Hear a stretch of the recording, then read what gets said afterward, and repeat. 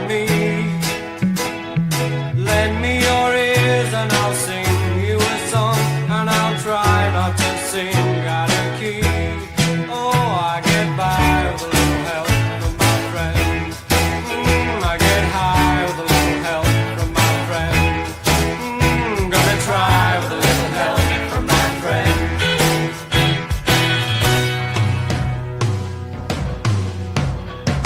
What do I do when my love is away?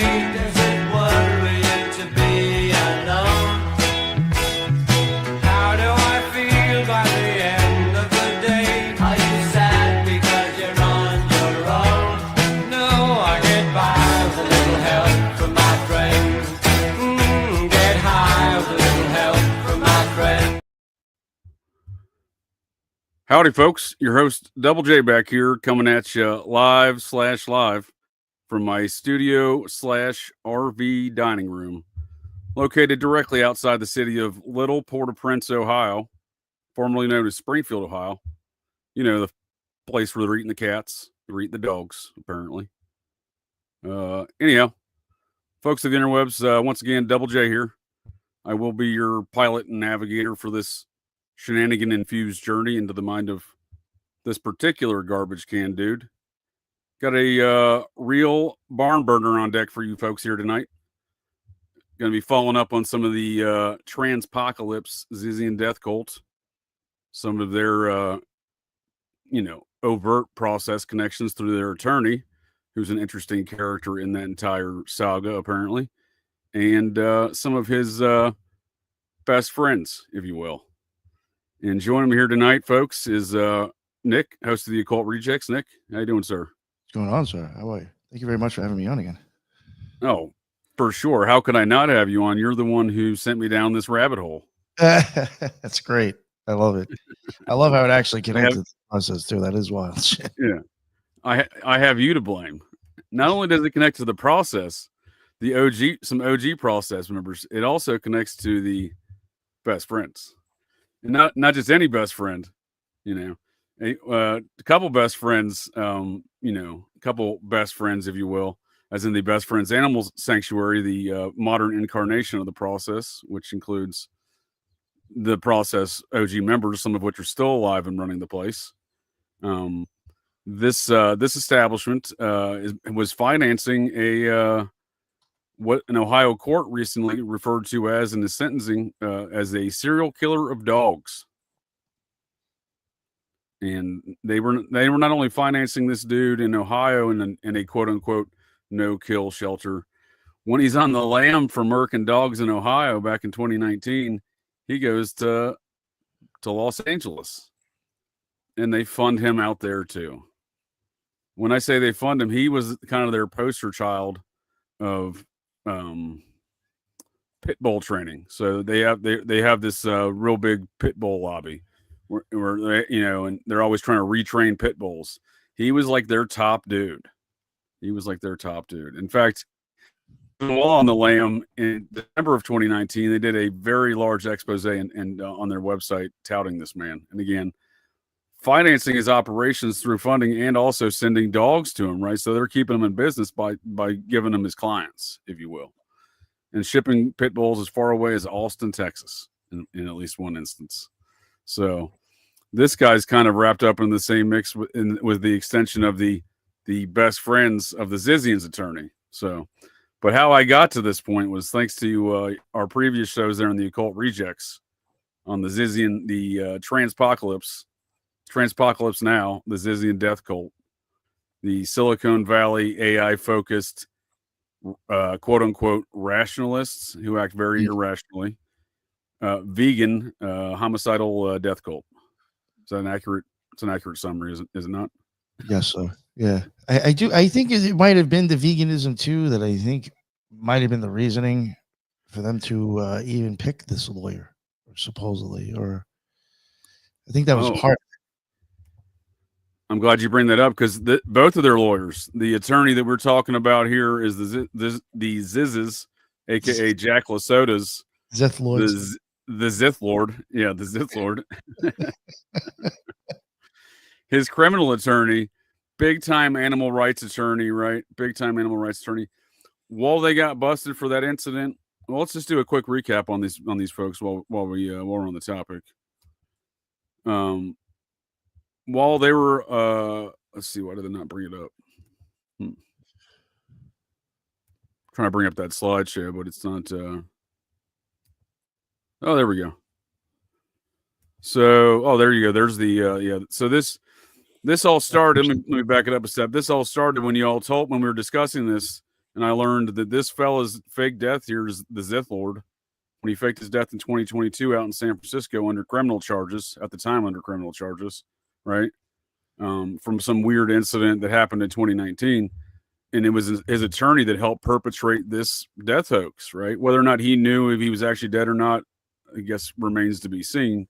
But he's the one who provided the obituary from the family, apparently, as the story goes, I believe, to local media and whatnot, right? So I think it was this dude's prominence, right? This dude ran for governor in the re-election, or I'm sorry, the whatever they call that when they try to remove the dude from office. Gavin Newsom, you know that dude out in California, the governor. Recall. They try to recall him. This dude was a gubernatorial candidate in the recall for the Green Party. Very politically connected. The Zithlord's attorney. So I believe the way when I started looking into this, when you all described these details to me in the show here previously, which I highly recommend folks of the interwebs go check those multiple shows out we've done on the Zithlord and gang here. Very creepy bunch. We certainly haven't seen the last of them. Again, this dude faked his death for over 2 years before popping up in a hotel room following the aftermath of one of their multiple murders associated with this cult. So, but it was this attorney, I think, in his power, in my assessment, that helped perpetrate this death hoax, right? So this dude's allegedly dead, but he's out still murking people, transpocalypse style. I think there's something to be said there. But they were busted up for an incident in 2019. Do you know where that is in the slideshow? Maybe before I just take us on a journey. Here, let me. Yeah. Old Cyclops. They got him, didn't they? Yeah.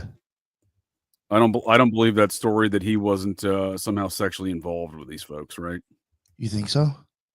Oh, dude, he bought one of them their first brawl. I was in communication. One of the folks of the interwebs was bringing this to my attention. We were back and forth on these subjects and some message exchanges. I was like, yep.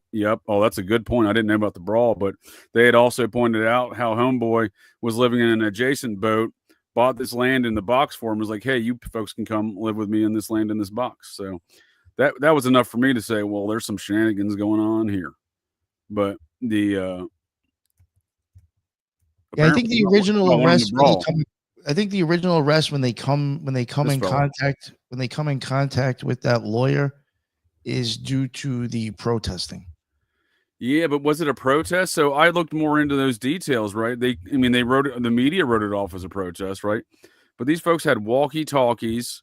They were wearing cloaks or robes, right? Running around in Guy Fawkes masks too. Yeah, Guy Fawkes masks. So one of their initial charges was endangering the minor. I was like, what minor was the present? It was they had a campground. Yeah, they had a children's thing going on the property, so they were able to charge him for that too.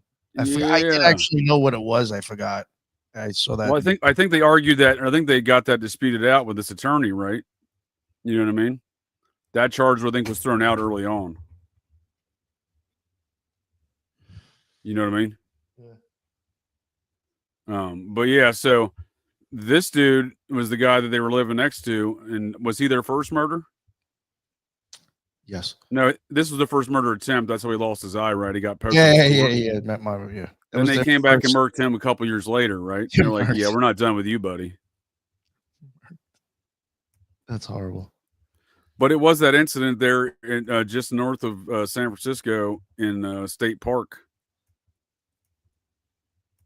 where they got busted up in 2019, right? So these folks have been doing hood rat shit since 2019. Oh yeah, there's that's a good jumping off point right here, because there's their attorney right here, right? Dan Kasselvitz. That was who they got for the after. I think that's who Jack got, right? After this was Jack's attorney, Dan Kapovitz. I was about to call him Kerfuffle, but it's Kapovitz. Close enough. So yeah, so they were like, what was your take then on that? Well, what's your take then on this landlord? Well, let's go back one more step from the landlord. What's your take on the 2019 situation? Because that happens before the landlord, right? What are these Silicon Valley AI quote unquote whiz kids doing, dancing around in the woods with cloaks, fox masks, walkie talkies, and I'm missing some other weird kit detail. And I was like, well, why do they have that? Yeah. I don't You know know. what I mean? What were they really doing out there? I do think there's something not right with him and the landlord, with them and the landlord. That original. The landlord, you agree that that's sexual? Well, I mean, that is quite possible. I don't know how. I never actually thought like maybe the old man was just a freak. It never crossed my mind. But just to me, the story that if what I even read was correct in some news article or maybe multiple ones, what I got out of it is that he had come to know them because of the dock, because of them having a boat. Yeah, he lived on a neighboring boat apparently. But yet he's got property like that. No, he bought the property for them apparently. Looking more again, I forget where I was having this exchange. It was Twixter or wherever it was.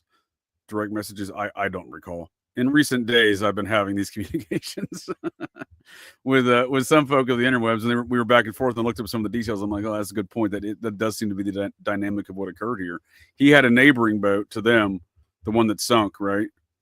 And there's a whole weirdness around that too, right? The sunk boat. See, I would almost believe.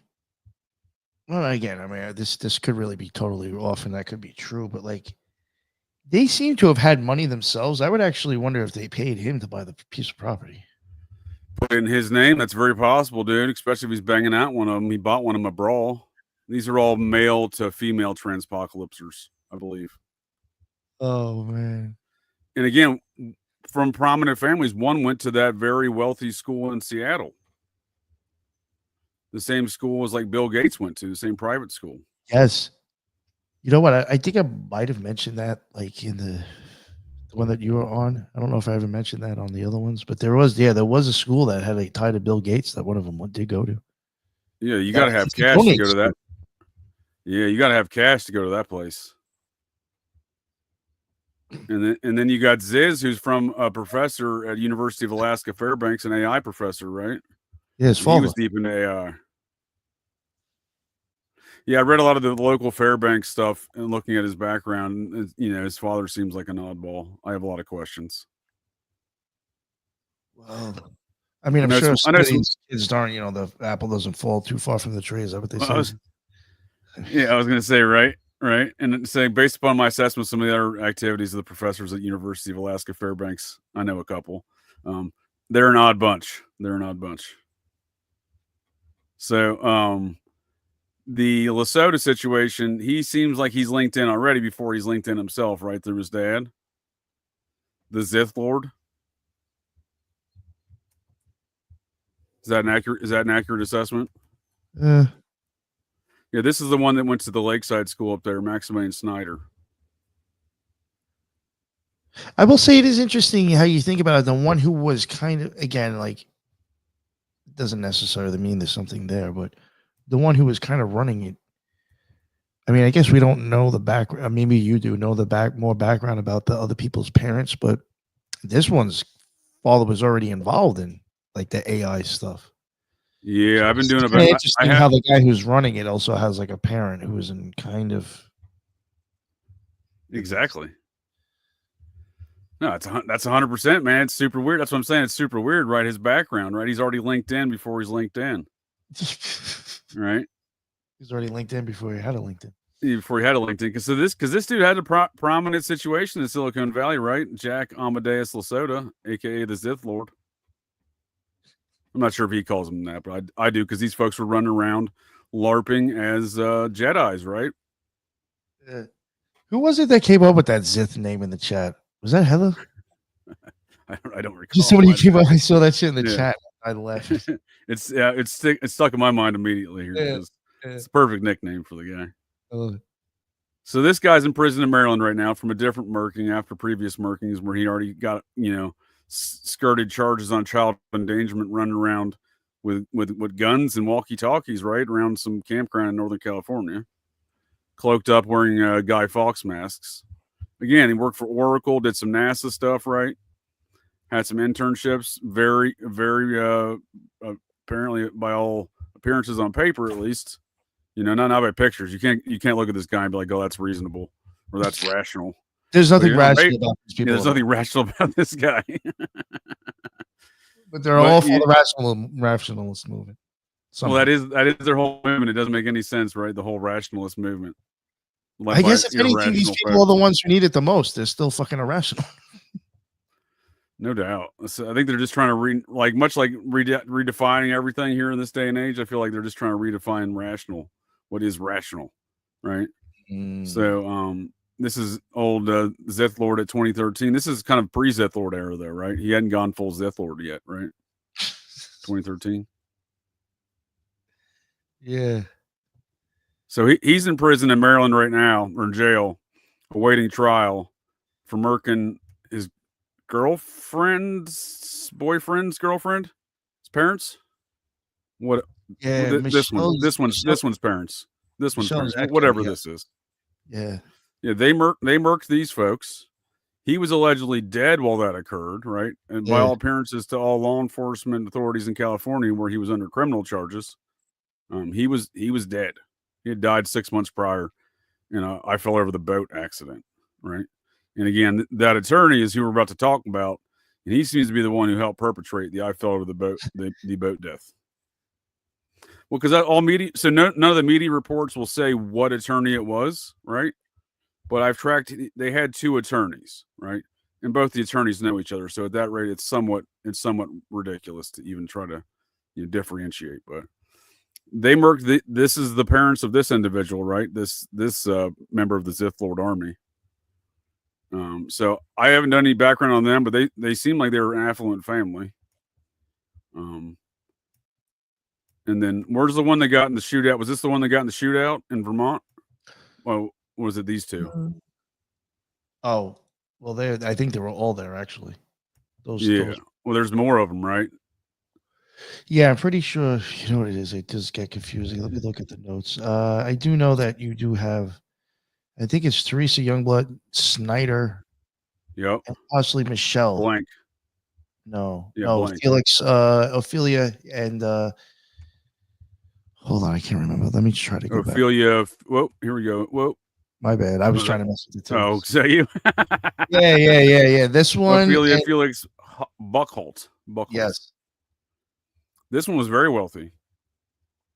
Independently, right? Like they were making a lot of money. They had some high salary jobs. That when they said upper six figures. In the news, they claimed about $500,000. That one was making a year. And he's dead. Yes. He died in the shootout. But I'm almost positive. And then these two were apprehended in the shootout. There's definitely which one's dead or which one's. I know Michelle Jean-Claude's alive. I get confused on who each one of these characters are, to be quite honest with you. Youngblood. Yeah, Ophelia Buckholt is dead for sure. Sorry. It's tough to know because one of them's fake dead right now too, right? So Zithlord previously fake dead Lasota, but there's another one that's fake dead right now too, right? Yeah. Blank. I'm seeing if Blank ever. There's one or two other ones that have actually kind of faked their death or just disappeared. Yes, I think Blank's still on the run. So Blank was one of the ones I was looking at more into because this shootout they have in Vermont, right, where this homeboy dies in a rage. They had night vision goggles, they had radios, they were full blown transpocalypse assault style, right? Transpocalypse mind controlled assassin style in Vermont. This was that hotel image was in the parking lot, which is weird. So this hotel is about 5 miles away from their compound. So why they were staying at this hotel in the first place is beyond me, but I'm convinced the DHS officer or Customs Border Patrol guy they murked in that shootout, which was like, Val Kilmer died apparently today. That shootout reads like the shootout from the film Heat. You know what I mean? You familiar with that one? Yeah. they're just firing, indiscriminately down a roadway, AR-15 style. The way that even the media reports this, it sounds like this is a far more heinous act than what is even described in media. But there's not a lot of reports on, or even from the government, what really went down there. But it seems like they were tracking these folks up there, right? So back in 2020, Blank and another one of these transpocalypse Zizian death cultures registered. They registered as residents of the town there. Yeah, I don't remember which town it was. Lindenville, maybe. I think it might have been. Was it in North Carolina as well? Mount Tabor. Was it Mount Tabor? No, this was. Well, they do have that North Carolina component, right? Yeah. I wondered about that too. Right, that's what I'm saying. So, like, I think that might have been where Teresa Youngblood like just pulled $10,000 out of its ass. And right. was like, That's what I'm saying. I'm going to take an Airbnb for a minute. Yep. You're right. That is what happened there, right? They always had cash, right? Which I wonder if it came from the other one. I don't know. Hard to tell, but so this. How did they get bailed out the first time? I thought too. I mean, again, Right. I can understand Occult because it's got the money. But Right. I mean, did the other ones, did their family members all cough up 10 grand to get them out? Did that one pay for it? So, like, how did they get bailed out? Because they all had from the first thing when they got arrested for the supposed protest, their bail got dropped down, I think, from 50 to 10 grand, and they all got it. They all got it. That's what I'm saying. This old boy right here got he got them charges immediately kicked out with his political power, right? And he does this fellow right here, Dan Kapselvitz, a what do you call this? An exploitation filmmaker, I suppose. That's his mentor, John Waters, an OG member of The Process. You can also see him in The Process documentary in 2016, made by the Satanic Temple. Yeah, he's a weird dude, man. He's got some sick movies. Yeah. You ever very see processing. Very processing. Flamingos?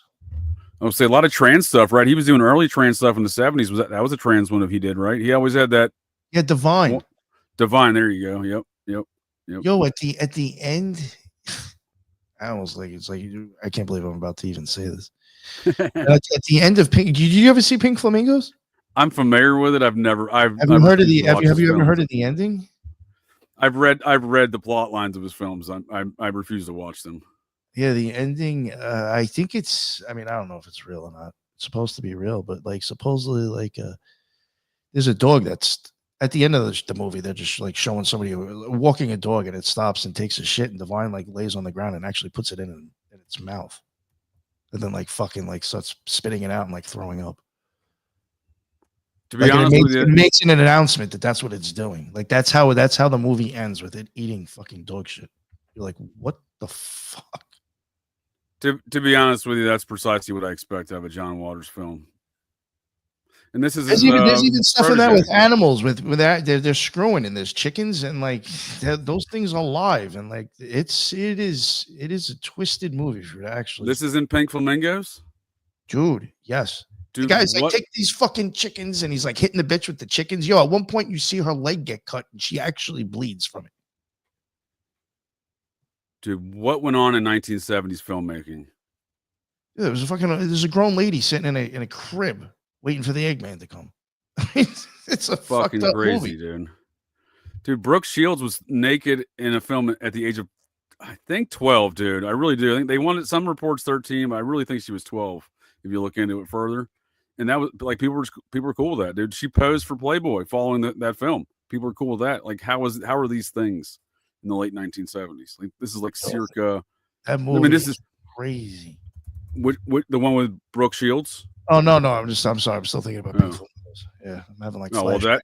Seeing I try to get the 2 girls 1 cup image out of my mouth. Oh, my mind there. The poop in the mouth situation sounds. Oh, and a dog. God awful. Yeah, but that makes it even worse, right? I guess. Dude, I don't know. If you want to take it up a notch, they did it. Yeah, dude. Shields gained widespread notoriety age 12 for leading role in Louis Mal's. I don't know. Pretty Baby, 1978. When she appeared nude in scenes shot when. Oh, dude, I was wrong, dude. Scene shot when she was 11 years old. Yo, that's Must have been 12 when she did the Playboy. Yeah, dude, how are these things? But and she's not that far a distance from the topic of John Waters' friends here with the process, right? His fellow members of the process.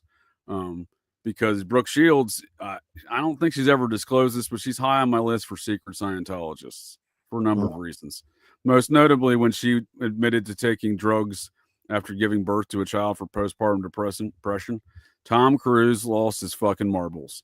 And I thought the only reason Tom Cruise is going to lose his marbles about this so much publicly, frequently, and over time is because he knows that she's a Scientologist. And he does not approve of that because Scientology does not approve of that. So he's been long on my list there. Or she, I apologize. She kind of looks like a man, though, if we're going to be honest about the situation. I suppose it's provable she's not because, disgustingly enough, she was nude in a film at the age of 11 and subsequently in Playboy magazine at the age of 12, and no one batted an eye. I wasn't alive then, but no one apparently batted an eye. I don't know. Seemingly no one batted an eye. Yeah, right? I mean, I don't know. That's the process. Dog poop in your mouth, nude 11-year-olds on film. That's the process right there for you. So, and that's Dan Kaplowitz, the Zithlord attorney, who seems to have at least, he's at least one of the candidates, according to the media, of who helped perpetrate the fake death hoax. I'll just give you a quick interlude here on the other attorney before we take a deeper dive into Zith. But these two definitely know each other. They're both not Democrat, but like lefty politicians in Los Angeles, like extreme lefty kind of. So this is the guy they hired in 2019 or after the 2019 quote unquote protest event where they're, running around with guns around kids in some park in Northern California. Huntington Beach disqualifies city attorney hopeful, but he keeps going and suing. So this fella down in Los Angeles, much like Dan, the process friend there. This was the guy they hired to file a civil lawsuit in that matter. So apparently somehow their rights were violated. They wanted to LARP around as Zithlords in the woods, scaring the shit out of children with guns and having walkie-talkies and doing whatever the fuck they were doing out there. But apparently somehow that violated their civil rights by arresting them. According to this guy, at least, right? So they hired, the suit didn't make it, but it's just interesting they have so much. So this happens in the Bay Area, but they have so much support that are their attorneys are out of Los Angeles, right? And both of these guys are animal rights attorneys, right? Like they do other things, right? But they're obviously they dedicate a bulk of their time, and it's clearly their quote unquote passion, animal rights. Kind of like the animal rights of the guy we had on the image tonight on the cover image, right? That's old Stephen Baldwin, the serial killer of dogs, right? He was a big animal rights activist in Ohio and in California, Los Angeles, in fact, and seems to cross over with some of these characters down there with these attorneys in their animal rights business, right? Strangely enough. So this dude certainly, it's weird, right? Gerald Friedman here, it's weird that these attorneys would all be wrapped up in this animal rights stuff, right? Like deeply wrapped up.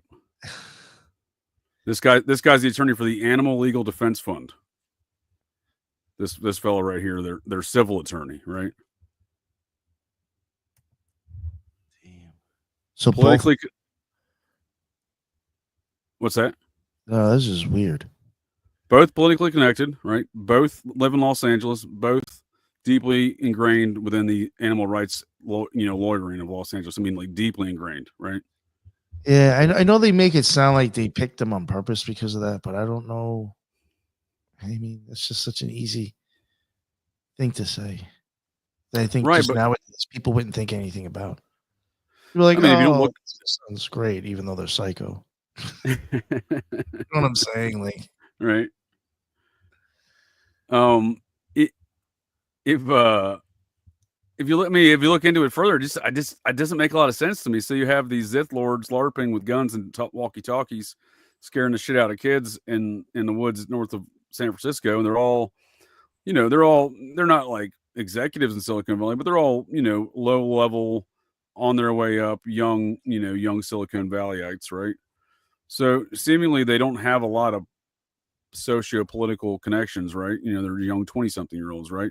You know, again, maybe their families do, but their families live elsewhere, like Fairbanks, Alaska, you know, out east, stuff like that. So what the connecting principle is between these Zithlord crew hiring Dan Kapovitz for their criminal law, and then seemingly Kapovitz introduces them to this guy, because I don't understand how else they meet this fellow for the civil suit, right? Because again, Kapovitz and him are both out of Los Angeles, right?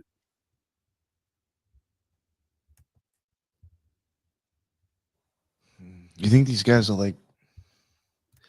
Because then, like, which one was it that was involved with, like, passing on the information that supposedly he's dead? Yeah, no media reports want to actually identify the quote unquote attorney of Jack Lasota, but these were his two attorneys, Kapovitz and the civil attorney. So,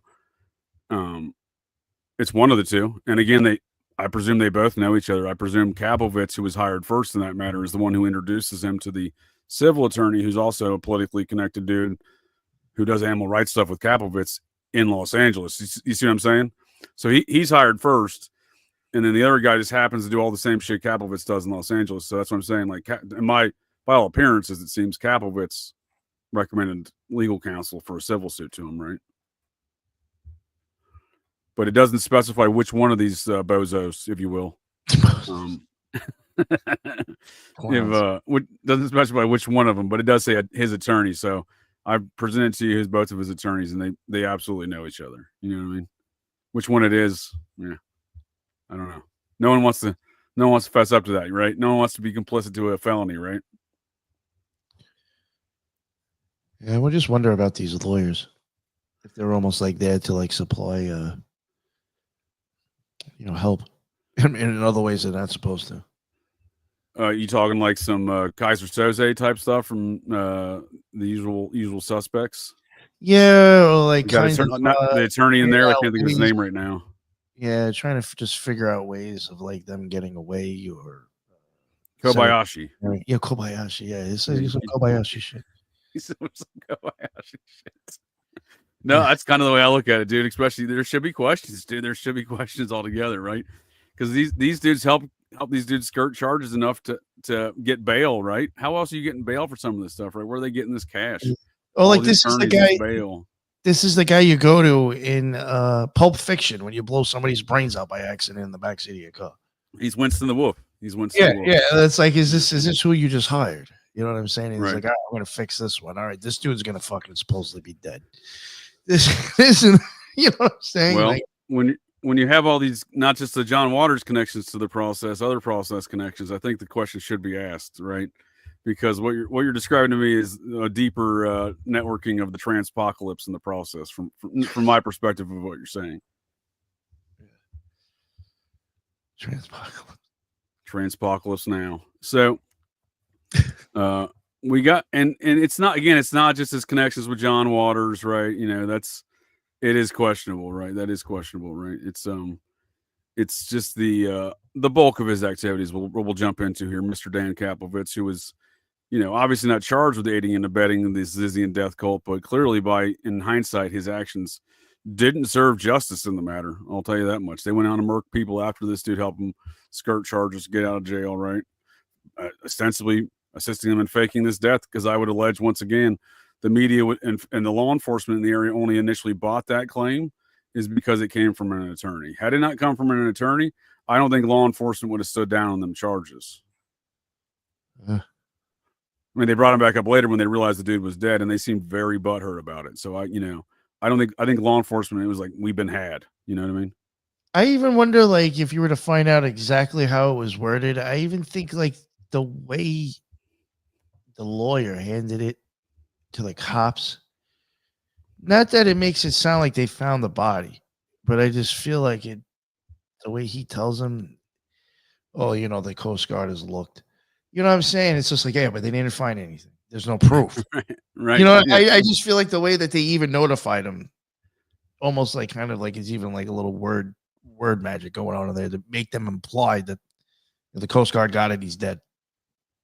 Right. No, there was definitely some tomfoolery afoot there for sure. And again, I don't think that the weight of those messages would not have been considered had it not come from an attorney, and not just any attorney, an attorney with political, and apparently political, not just political connections, but cult connections, right? Apparently, Yeah. right? It's really to be like, oh, just to inform you, Jack Lasota supposedly had drowned. There was a call, and there was so Coast Guard was sent out. Yeah. Just saying it like that Yeah. makes you think that the person got found. You know what I'm saying? But not necessarily. That's the chain of events where the body was never found. It was almost something like that where it made you kind of almost think, but it was like, but it wasn't found. For sure. And if you try to do that, though, like no one's going to believe you, dude. No one's going to believe you if you do that. That's what I'm saying. Like, but this dude was able to get law. Like, if you were under charge and you called law enforcement, like on the disguise your voice, like, oh, I'm sorry, Nick died. He's no longer under charges. The Coast Guard couldn't find him. They're not going to believe you. You know what I mean? Like, the Zithlord attorney myself and said that I fell in the water. I mean, and fake that shit. A couple of weeks later, they would have found me through my phone, and I would have gotten in trouble for saying that I fucked around making a fake phone call. You know what I'm saying? Exactly, dude. So these guys get away with it, I think, only because they have that powerful attorney to help perpetrate the lie, right? Yeah. And seemingly still have more of these, right? So one of these characters is still fake dead. Is still fake dead today. I don't remember which one it is. I know it might be Gwine. Is there somebody by that? No, I'm trying to think of the first name. There is somebody that one person I still don't think has been gotten yet. Well, let's get a line up here. It's one of these characters. Well, they got so many names. I think it's this one right here, though. I'm wondering if it's Gwen. Is it Gwen Danielson? Yeah, that's the one that's fake dead right now.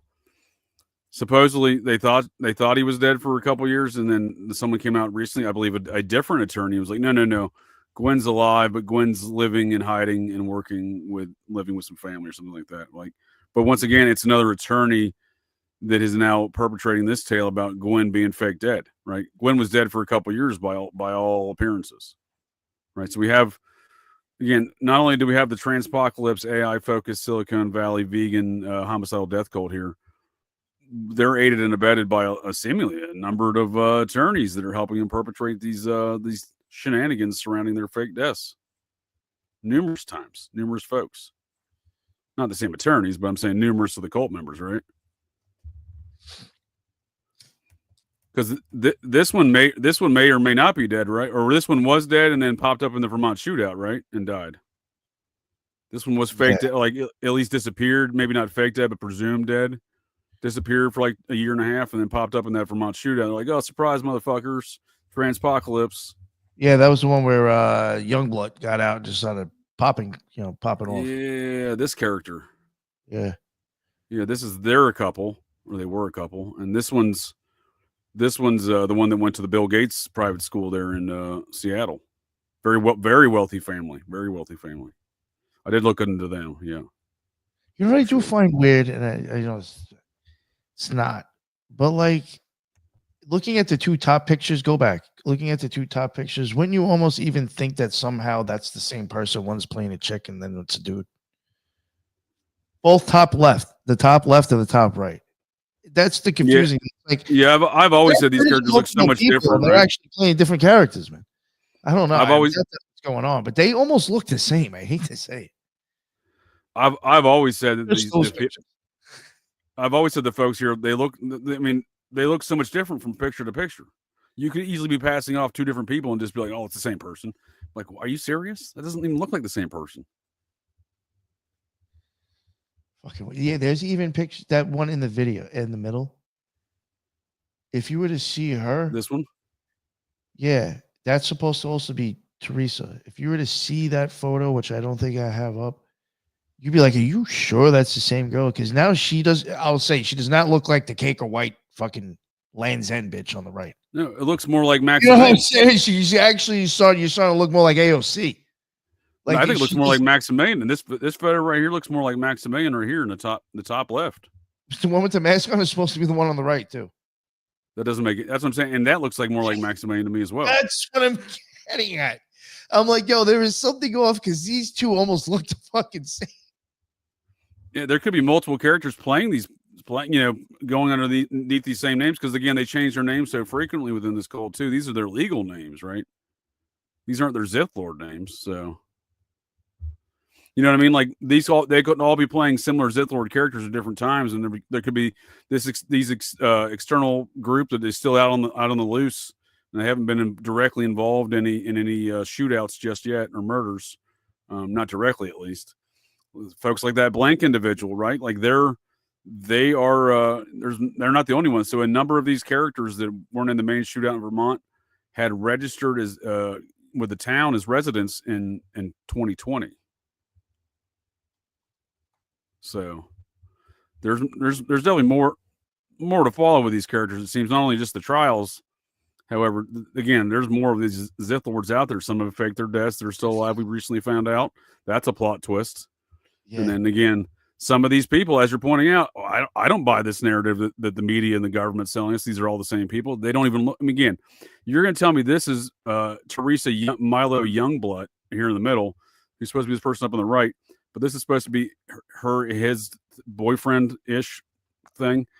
Over here, Maximilian Snyder. They're both men. They're boyfriends. They're both men. But this looks like a Maximilian Snyder to me. So are these the same licenses to marry each other? I know that. Yeah, that's what I'm saying. You could have somebody else filling in. Maybe these are both the same character, right? That's what I'm saying. There's a lot of questions about these identities. I'm wondering if getting the marriage licenses is what's actually making everybody believe that they're the two different people. Precisely. And getting a marriage license from a town clerk in Vermont, not that difficult of an equation. I could probably tell you from my experience when I did that in Long Island, New York. I still think you probably could have forged some shit if you had to. Yeah, in Vermont, they just have town clerks to do it. You don't have to deal with it. Right? You have somebody up there that's like, basically like they're looking at it and they're taking a check from you. They're fucking charging you for something. Yeah, dude. And it's just the town clerk down in your local town. You don't deal with the state stuff. The state doesn't have a central repository. You have to deal with the town clerks in each individual town for these kind of things. I mean, they may have to send like a record to the state, but I'm saying like that you do the paperwork, like, not in a county, right? You do it with a town clerk in a place like Vermont. Yeah, like no, where they're at, like that's like the town of Babylon. Yeah, like the area where they're at specifically, because they're up in the Northeast Kingdom, right? I saw this comment here from Green Mountain Girl. I presume that's a Vermonter based by the name. The original Vermont Digger article said that Youngblood was a German national, if I remember correctly. Yeah, I think that's an important detail often overlooked here too. This character was a German. I don't think it was it Youngblood or was it this one, Buckhold, or both? Were they both German nationals? Oh, Buckhold definitely was. Yeah, I think Buckhold was because it. And I think the thing with Buckhold too that made it confusing is that Buckhold was from Germany, and then I think had like some sort of like school thing or work thing in Canada, but then yet was working here. Got caught here. So it was just like you kind of like, I don't know. I feel like it was that person was in two different places when it was only supposed to be in one, maybe. I don't know. Yeah, and crossing borders was seemingly without any sort of intervention. Yeah, and that's another thing too. That's at the end of the case that I do read off, and that I really should focus on more. That I do find interesting, is that even with Teresa, they found out that she was coming in and out of the country quite often before all these things popped off, but they're not saying where or why. Yeah, that might have been. Yeah, I know what you mean. There might have been an immigration issue there. The article made it sound like it was an immigration-related issue. Yeah, I mean, it was the Customs and Border Patrol, and they do seem to have that whole compound under surveillance before the shootout, right? So there may have been some, quote unquote immigration issues they were, putting on paper that way at least. But it's funny when somebody's even asking in the chat, and I'm like, wow, like it actually, I was reading Meanie's joke. But like I kind of got lost in that. First off, I was thinking, I'm like, to tell you the truth, it doesn't take much to actually get like, I can easily see if you're connected, especially with process church shit, somebody's going to have the ability to marry people. It could be through some weird, fucking spiritual way, whatever. They're going to have the legal way to marry somebody. It's actually not that hard. I know people who have literally taken the class just to be able to do the job. I think in Vermont, you can just go down to the town clerk's office and get it done. So, so like the whole thing is, it's just like, could you even start like somehow if you pull off being two people and then marry them both, then are you able to start even writing tax write-offs? Like they're saying, if you were to marry your alter ego, could you start writing off taxes for that person? I mean, there's I got lost in this, because I'm kind of stoned too, but I just got lost in thinking of the fact that, like, I'm sure these people do have ways that if you were to, again, this may not have ever have happened, but if you were to pulling off two identities, I'm sure they had contacts with somebody who could legally marry them without, you know what I'm saying? It's a friend of a friend or a friend, oh yeah, those two people really married each other. You're just signing something for them. Yeah. Well, I mean, there's definitely an immigration component to this too, with numerous. At least there was another one of these parties. It wasn't Youngblood, but it was Buckhole. But there was another party up there in Vermont that was a German national or a foreign national. So and that's why they never found Miscavige's wife again, because he went back to the dude that it used to be. I thought she got beamed up by Xenu to the. Oh, she went clear, right? Yeah, she went clear, right?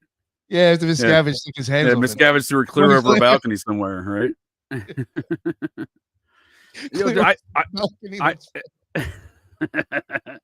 I often reference that. Imagine of another like large corporate CEO like Miscavige, right? I mean, I know he's the head of the church, whatever, but corporate wise, he's the head of he's their quote unquote chairman of the board, as they call him.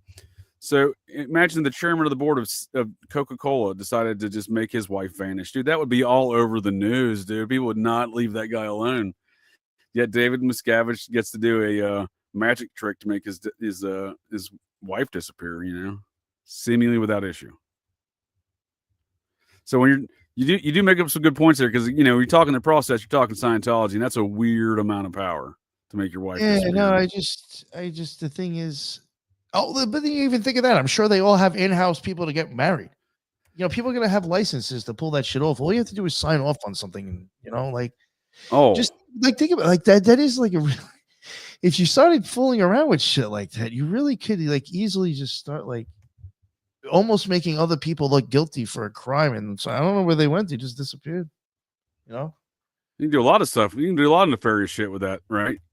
But there's never going to be a body to show that there was a crime. I know that that's not always necessary, but I mean, there could be a lot of people out there that supposedly their wives just left one day and never came back, or that's why the husband left for cigarettes and never came back, like because he just stopped playing both roles. Wow, I did not know that. Goon Dogler, thank you. Speaking of the process, have you guys seen the Frank Lloyd Wright building called Wing Spread, shaped like the process logo? I will hear after tonight's show. Thank you. I'm familiar with Frank Lloyd Wright. He's got some interesting buildings for sure. When I lived in Massapequa, I lived in a house designed by him. I had no idea who the fuck he was. Somebody had told me that. And I'm like, they're like, oh, this house was designed by Frank Lloyd Wright. I'm like, I don't know who the fuck he is. Okay, cool. That's you're styling, dude. That's high class. Yes, I tell you the truth, I did not like whatever. It was convenient and it was cool. Me and two other people rented a whole house together, and sure. So I mean, it was cool. I was balling. Fun. Yeah, I mean, it wasn't so. Yeah, I guess it was ball. Yeah, I mean, it kind of looks like that. But Frank Lloyd Wright house, dude. But I mean, but it was small. Those things are coveted. To be honest with you, I was just like, I was like, this is what an artist designed. I'm like, I would have expected something better. Well, I mean, he had a very unique style, but they are very coveted. There is the you're familiar with the Black Dahlia murders. Those come into play. The narrative behind that come into play with the Frank Lloyd Wright house, the Aztec house or whatever there in Los Angeles. Familiar with that? Yeah, it might have been around the time you started coming on like consistently. It might have been around then. I don't think I actually had you on for it. I would have had you on for it, but we did cover the Black Dahlia. We had somebody on for that. Oh, nice. Yeah. Yeah, I mean, that's an interesting story. There's some interesting thoughts on the place for sure. Mayan. I'm sorry, it was the Mayan. I call it the Aztec house. It was the Mayan house. Yeah, the dude who was allegedly involved in that, right? What's his name? Dr. Kevorkian? What's the guy's name? He was like the abortion doctor to the stars. Oh, it might have been him, right? Yeah, his son was a detective and wrote a book how his dad was the Black Dahlia murderer. Anyway, his dad owned that house at one point in time. His dad was very tight with folks like John Huston, right? That'd be Jack Nicholson's mentor, and some proto-process style sex magic rituals in the Hollywood Hills, right? John Huston, that is. right? John Barrymore would also be in that little crew there with what's the dude's name? Do you know the guy? You know what I'm talking about? No. The doctor. Oh, Kevorkian. Yeah, I think it is Kevorkian. Yeah. No, I was being a smartass. the guy who thinks his dad was the Black Dahlia murder. Black Dahlia murder. I can't think of the guy's name. It's really not important. But yeah, that Frank Lloyd Wright house comes into play there. There we go. Thank you, Desert Rain. George Hodel. I knew. Oh, I saw Hodel in there. I didn't know that was like. Oh, damn. Samsonite. I was way off. Samsonite. It'll be interesting to look at the process for the swastika shaped home of Frank Lloyd Wright. Yeah, Daniel's right. It's very contemporary. That's why I didn't like that about it. Well, that was his style, right? Yeah, so it had a yard. It had a huge deck in the backyard. I mean, it was in a nice area. Down the block was like it was like I gave up certain things to take the situation. But yeah, you gotta be bougie. I was just like, I'm not impressed, like, because it had been mentioned to me a few times. Like, even somebody came over that I was friends with and was like, "Oh, I think I heard this area is these houses designed by Frank Lloyd Wright." I was like, "Yeah, I don't get it. Like, it's kind of fucking ugly." People are into that shit. It's very minimal. Yeah. Yo, you know what we thought was wild? One of the walls had a mirror on it.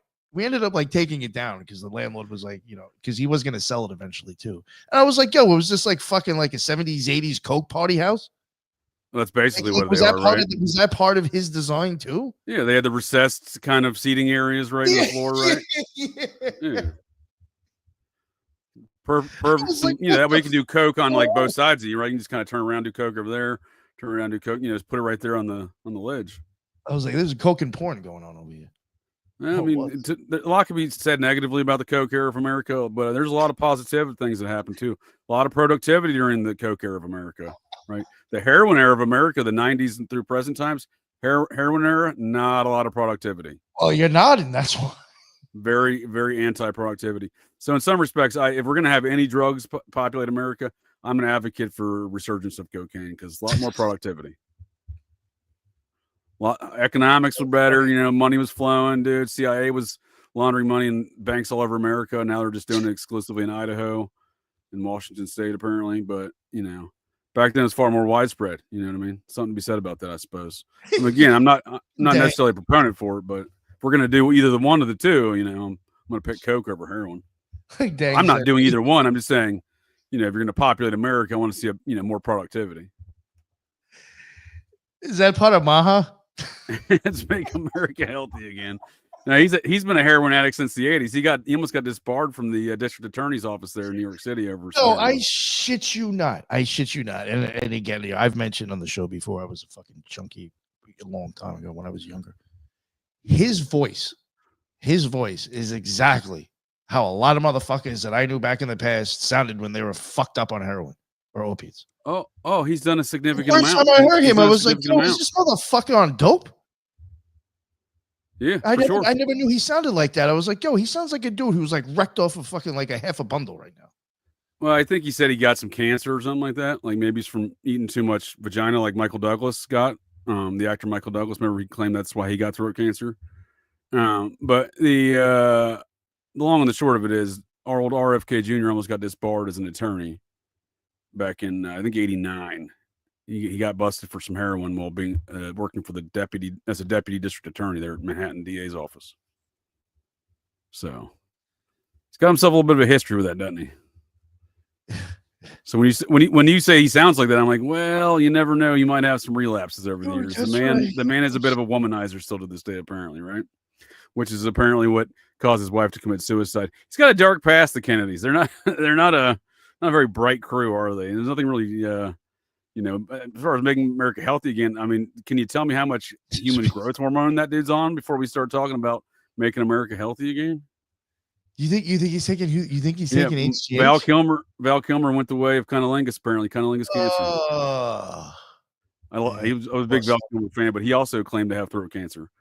He was also a big smoker too, so you never know what's going on here. But damn, butt cancer, I don't know. any of these people had butt cancer. We're What talking what butt what cancer. what got him in? What was that movie where he played that one guy, Doc Holliday? What got him in Oh, that? Tombstone? Yeah, wasn't that like kind of almost like the same situation? As far as I think how Doc Holliday when he played that character, didn't he die from something like the lungs or the throat? he died of tuberculosis, I think. Yeah. Oh, I don't know. They're different. I thought maybe like he died like one of the characters he played. Caught up to him. No, but he famously walked into the Oliver Stone whatchamacallit, the tryouts. What do they call those? Auditions. There we go. Auditions for the Doors, Jim Morrison for the Doors, LARPing as Jim Morrison. So I didn't care for him in that movie. I didn't care for that movie at all, actually, to tell you the truth. I've never seen it. And I'll be honest, like I was a Kilmer fan. I did like Kilmer in certain movies. Big fan of Kilmer, not a fan of Oliver Stone. Yeah. I guess I could say that too. Yeah. Oh, was it official cause was pneumonia? Yeah, I know he got his voice. He got that voice box or whatever surgery a couple years ago. That's why I was surprised to see him in Top Gun 2. And they're like, they said he used his own voice. I'm like, the dude can't talk. How is he using his own voice? Oh. Anyway, we're way off topic at the moment with Val Kilmer's voice box surgeries. Yeah, sorry about this. You're fine. I think we're the last point we left off on was you were talking logistics with the Zizians, the Zizian death cults.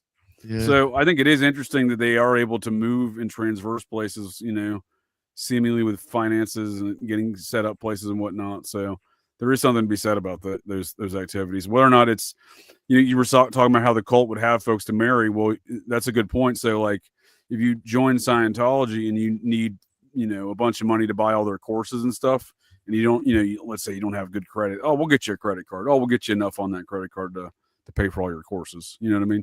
Because they got people in credit card companies.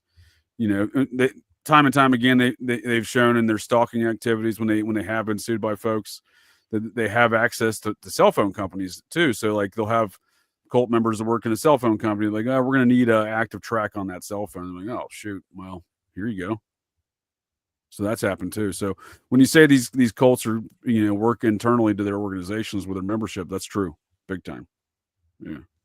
So I assume that's how these folks are moving around, right? It's through some sort of network to that regard.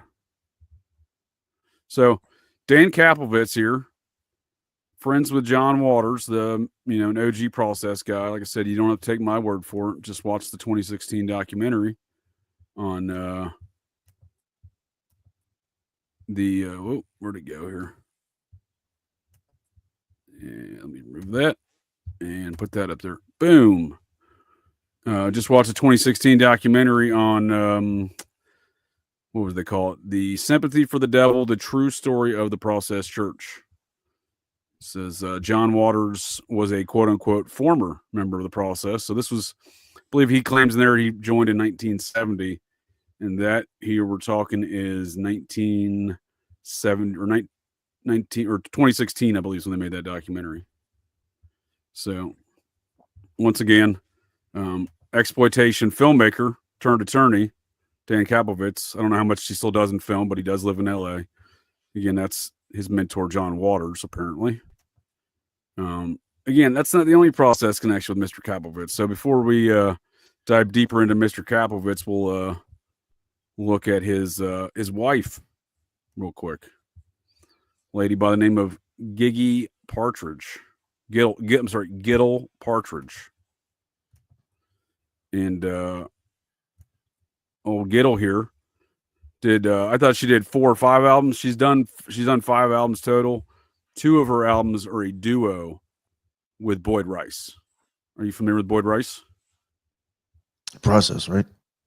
Yes, sir. One of the prominent members of the Neo Process and apparently a high up in the organizations such as the Church of Satan, the here we go.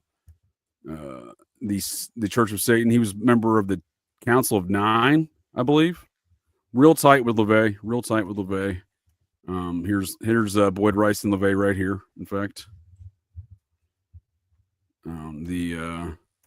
He invented industrial rock, right? So Giddle Partridge is an industrial rock artist. His industrial rock act Non is what his protege Trent Reznor would then mimic the logo of, and his industrial rock act Nin, 9 Inch Nails. Virtually the same logo, Non and Nin. I don't know if there's any tie to it also, but Skinny Puppy, when they first were like coming out, they had it's kind of like, you might be able to find it on iTunes actually, but it wasn't originally like, I think like a real album, but it was called Puppy Gristle. And I think other people have done other things with Gristle in there, but I don't know if it's like kind of even like a playoff with the Giddle. It seems interesting how a band that is associated with the same people. And the name almost just sounds like very close to each other. Well, no, you're spot on, because they did the Skinny Puppy did the album The Process. Now, during the recording of The Process, Genesis P-Orridge, the other kind of co-founder of the industrial rock movement, along with Boyd Rice, he would be present for the production of that album with Skinny Puppy. This is according to Skinny Puppy's own bandmates. One of which. What's that? They say it. They come out and admit the album is about The Process Church. Yeah, well, and one of which, the guy I'm talking about in the band there, who's said Genesis P-Orridge was there with him at Rick Rubin's Malibu Beach house for recording the album.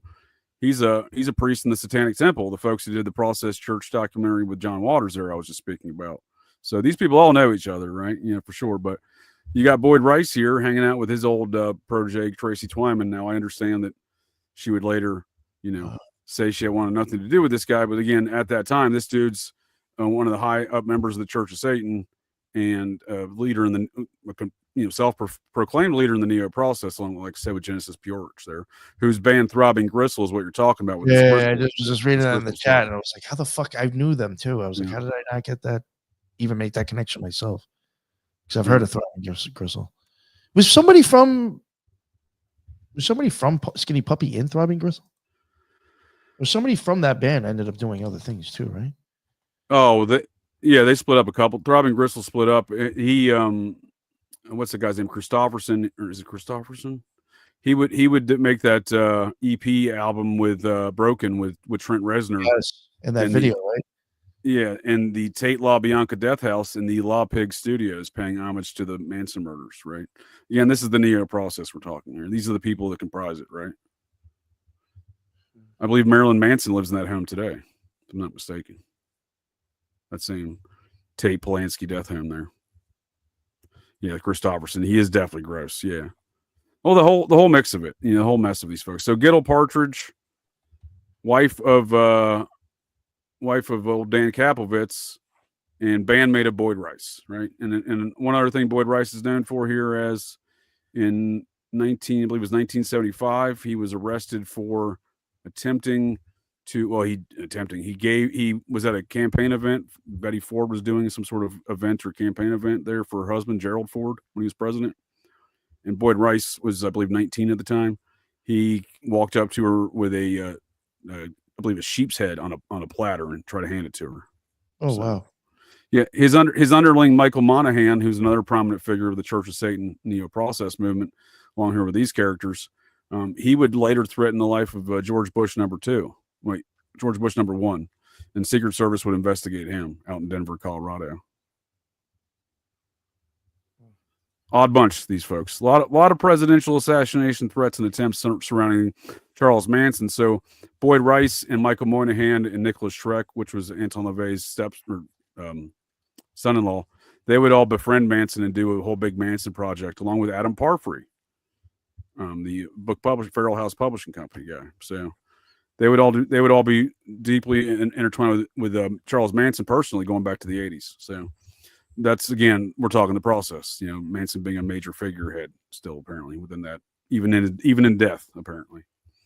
But old Giddle Partridge, like I said, she did a couple albums there with Boyd Rice, and if you'll look here on the album notes here, on one of their albums at least, you'll see that her husband even apparently translated tracks B3, whatever that means, by Dan Kaplowitz right here. So he's definitely involved in the mix. So to say he doesn't know Boyd Rice, I think, would be a stretch, right? Yeah. So it's not just John Waters he's connected to then, his wife and him seem to know the heads of the Neo process, right? And that seems like an odd relationship, right? So, again, you're talking these weird Ziz folks playing Zithlord games with guns and walkie-talkies in the woods, scaring kids and shit. And then they hire this guy somehow, right? And then this guy's just got connections after connections, right? And one of those connections is, if you look at, again, he's, he ran for district attorney recently as the Green Party. And like I said, the recall election for governor of California a few years ago, again, with the Green Party. He's got some, legitimate lawyering stats too. So, I don't know, interesting character. But if you look at his 2024 LADA campaign here and his endorsements, so there was a lot of candidates, but old Kapovitz here, the Zithlord attorney and friend of the process, he had a legitimate, he got a lot of votes. He was one of like the top, 4 candidates, in the election there. So he wasn't at the bottom of the, the guy pulled some weight. The guy pulled some weight for sure. Like I said, this was there was initially 11 challengers. I think he got 4th place overall. So, he did pretty well.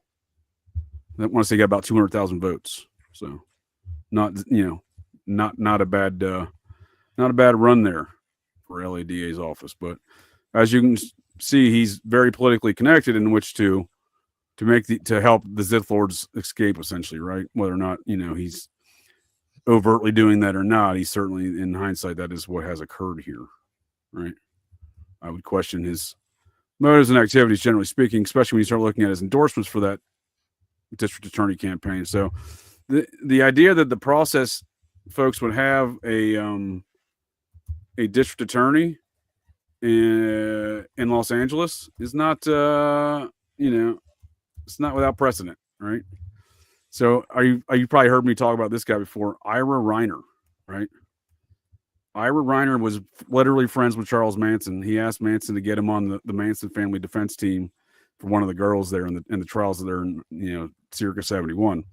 Years later, he would go work for the district attorney's office and become the district attorney by election in 1984 through 1992. So if you look at the cases that he tried during that time, the McMartin Preschool, the Night Stalker Ramirez, right? You have the Cotton Club murders of Roy Radin, right? Old cocaine Bob Evans and gang.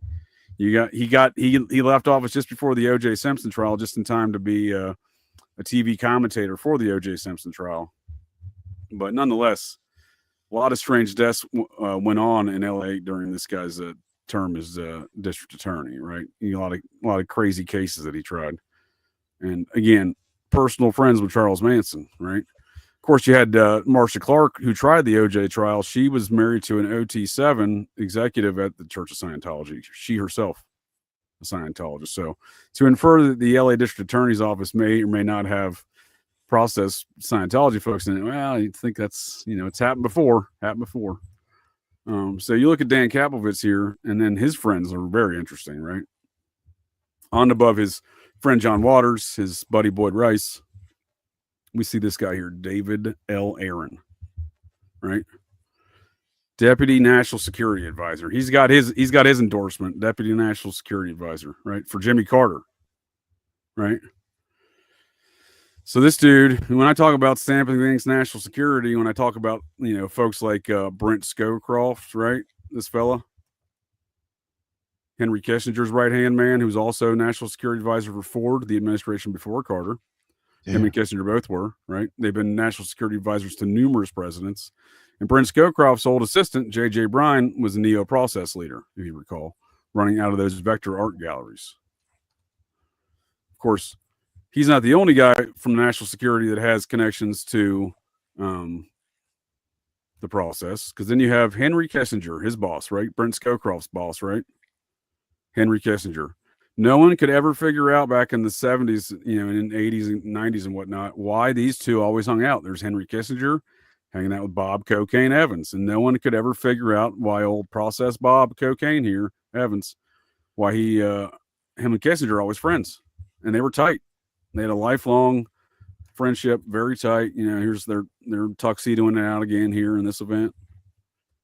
old cocaine Bob and Kissinger, and then, you know, I'm not sure what's going on here, but, you know, given the fact that they're, you know, process activities, you really never can tell. You really never can tell. There you go. P. Thomas is what I'm talking about. Henry Kissinger and gay Roy Cohn shared a girlfriend named Barbara Walters. There you go. Old Babs, huh? I didn't know that, but that's what I'm talking about. The sexual activity, the ideas of hetero and homosexuality seem to intermingle amongst this crew, you know, by the second. So that's what I'm saying. You never really know what went on here. You know what I mean? The stories that surrounded Bob Evans upon his death, when he finally died in Hollywood, he had some weird fetishes. If any of that shit's true, he had some really weird fetishes. A lot of poop stuff, like you're explaining from the John Waters film, Pink Flamingos. A lot of poop stuff. Yeah, that was weird. The chickens was bad enough. Yeah. Well, Bob probably would have loved it.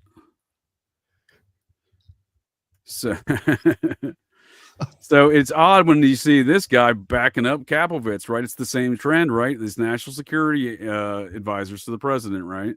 Seemingly deeply connected with these process activities for decades, from Kissinger and Cocaine Bob to Brent Scowcroft and J.J. Bryan to David Aaron here backing up Kaplowitz. And, you know, he's obviously steeped in process activity, Boyd Rice and John Waters, from both ends of the process, the old and the new.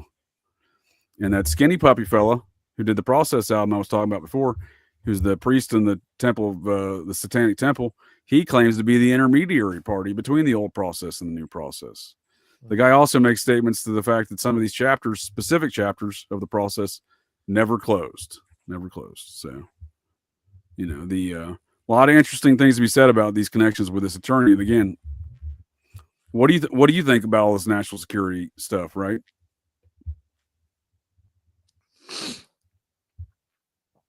I don't know, man. I think a lot of shit's getting covered up. I think people are put in the right position to get away with certain things. For sure. And that's a good way to cover it up, isn't it? Even what I was even kind of trying to even say with the lawyers and stuff and the shit with the Zizians. Right. But why is there such an air of secrecy around this Vermont shootout? Did it get stamped national security? Is that why we can't get any fucking details? Yeah. You know what I mean? That's involved with Rand Corporation too, right? This dude's interesting. David Aaron, yeah. He's an interesting character. Yeah, I just saw that on the screen. I was like, oh. Yeah. He also worked for the Bill Clinton administration. Yeah. Also worked for NATO. Very interesting character. But again, he deemed it appropriate to back he's 86 years old. I guess he'd have been 85 years old, but 85-year-old David L. Aaron decided, you know what, I'm going to back, I'm going to put in my referral here for Kaplowitz, the Zizian death cult attorney. Seems like a good guy. He should be district attorney of Los Angeles. He's got my vote. Seems odd, right? Yeah. Looks like he worked for Mondale and Clinton's campaigns too. Yeah, this dude's connected for sure, man. Again, he's a national security advisor, so, you know, it's kind of goes with the territory. Trying to see what else we got here. Oh, that's right. How can I forget? So that was kind of the national security tour of these connections with the process stuff. The Zizian death cult attorney here, and you know, his best friends.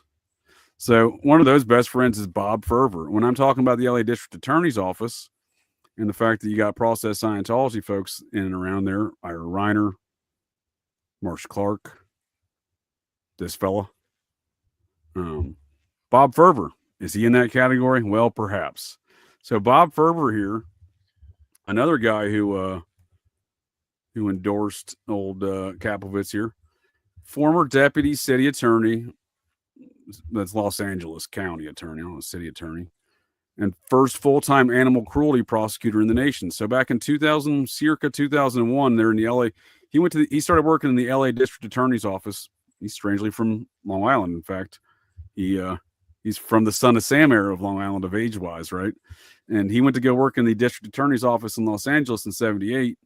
And I think around 2001, circa 2001, he became the nation's first full-time animal cruelty prosecutor. So he's like this overlord of animal cruelty and whatnot in Los Angeles. Very wealthy dude, lives in lives in Calabasas, or Brentwood, one of the two. They're right next door to each other. Beverly Hills adjacent, you know what I mean? Brentwood or Calabasas there. He's on like 12 different boards for quote unquote no kill animals, shelters and foundations of varying degrees, from horses to cows to, dogs to cats. He does them all, right? But he really set up all this framework for all the pet organizations there within LA County, right? He's the guy, right? That was his mission as of 2001. So everything that goes on animal wise, he's still involved in that county, right? Very much involved in, even in retirement here. So interesting character. Like I said, he sits on a number of boards, but specifically he sits on, I got it here somewhere. He has his own no-kill animal shelter for cats. And that's Best Friends Animal Sanctuary, Animal Society funded operation. I'll just do a quick detour on him because I want to get back. I want to get into the star of the show there, Mr. Stephen Baldwin / Finkelstein, the serial killer of dogs. Yeah, he grew up in Franklin Square in Westbury, Long Island. Familiar with those spots? Yes, I know exactly where they are. Yeah. 1979 to 2013, he was criminal prosecutor with the LA City Attorney's Office. Like I said, 2001 to 2013, he was strictly dogs. But he clearly worked for Ira Reiner, That was his boss at one point. What'd you mention Baldwin for? Baldwin's the guy on the front. He ends up working for one of these organizations that was established by Ferber here in LA County. While he's on the run, they're both funded by the Best Friends here, right? So this dude retires. Like I said, he after 33 years, including 13 years prosecuting animal abuse, I retired from LA City Attorney's Office in 2013. I thought maybe was it City Attorney's? Maybe it was like one of the Baldwins, because I think the Baldwins actually did. Oh no! I see what you're saying. Those towns though in Long Island. Yeah, they're from. I see which Baldwin. No, the Baldwin brothers. Yeah, that's Massapequa. Oh, okay, all right. It's so weird. Right by there, right? Too far away from Massapequa is Baldwin. So maybe Ira Reiner, maybe this guy was the city attorney, not the county attorney's office, which is weird. They keep calling it city attorney, but I know I looked up cases and it was LA County attorney's office. So I don't know what he's prosecuting from the city attorney's office anyway. So I think that this guy's playing games in his language of his bio here, but he Stephen Baldwin. So like I said, this guy's like the overlord, right? Not only does this cat organization, they're whatever he called it, Save the Cats, Snap Cats. They're funded by Best Friends Animal Sanctuary. So are all the other organizations that he sits on boards of, right? They all get financing from them, and he appears in their periodicals, right? This is their website, and he's talking about defending the pit bull lobby, right? What does a pit bull represent? And he goes on. They're quoting him as being an attorney that's representing them in their pit bull lobby, right here. The prosecutor. Robert Ferber is officially against breed legislation. Yada yada yada. Unique position in the country, when it comes to animals in the law. He's the only city attorney in the nation whose exclusive domain is animal abuse.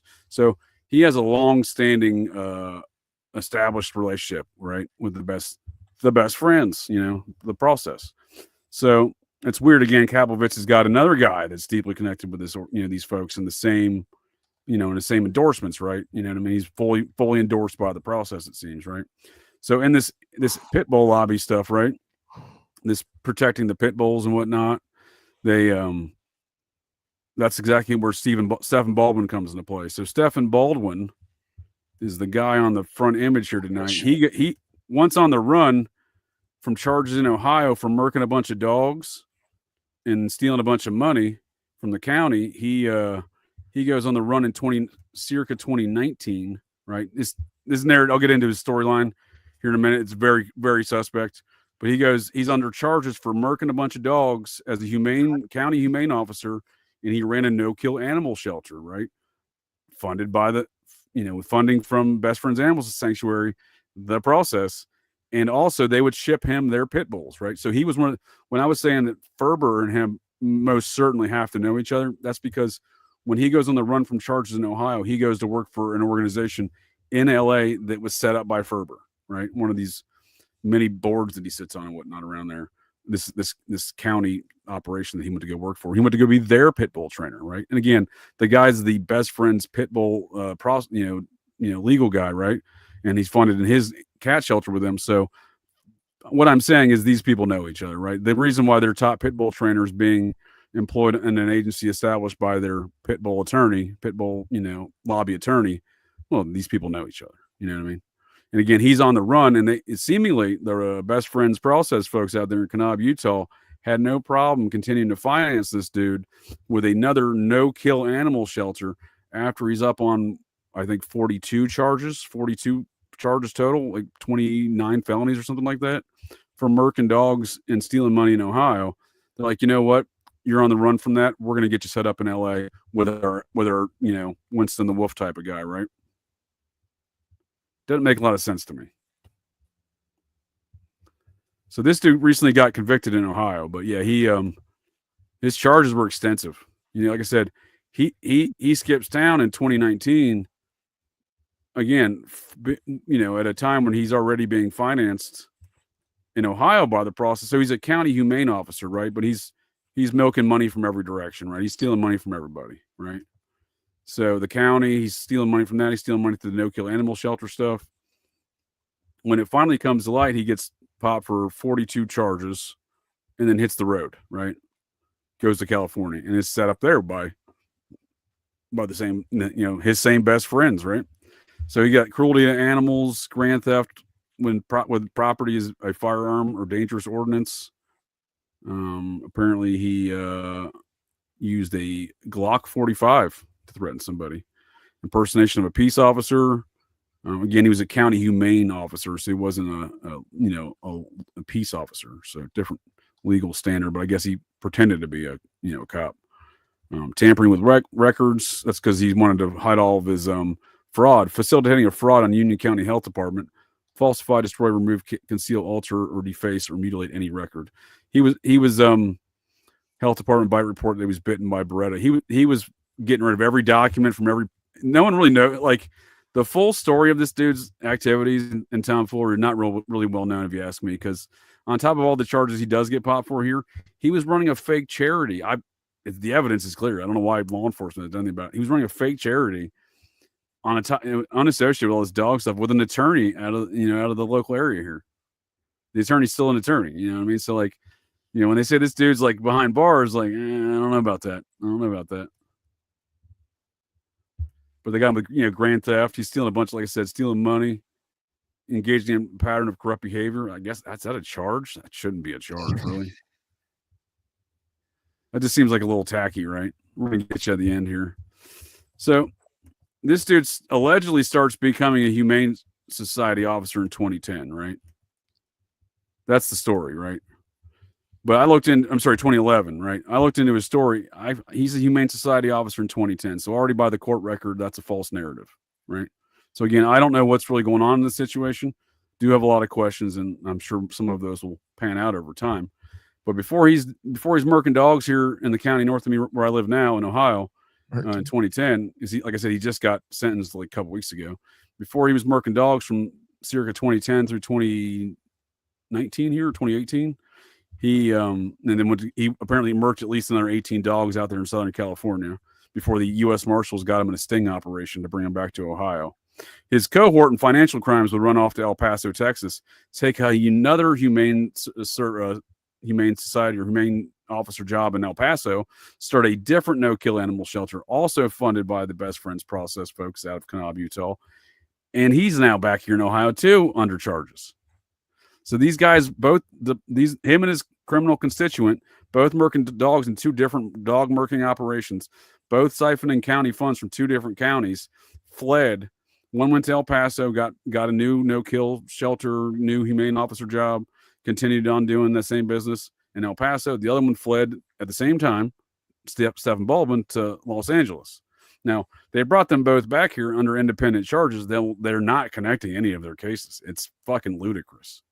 They're documented running fake charity scams together. Again, the attorney that's involved in some of this, he's not under any charges. And he's documented and involved. It's not like I'm like, oh, he knew these guys. they're on the same paperwork, running the same scams and shit. You know, so to say this stuff's adjudicated, I would argue it is not. And this dude's background gets even shadier, right?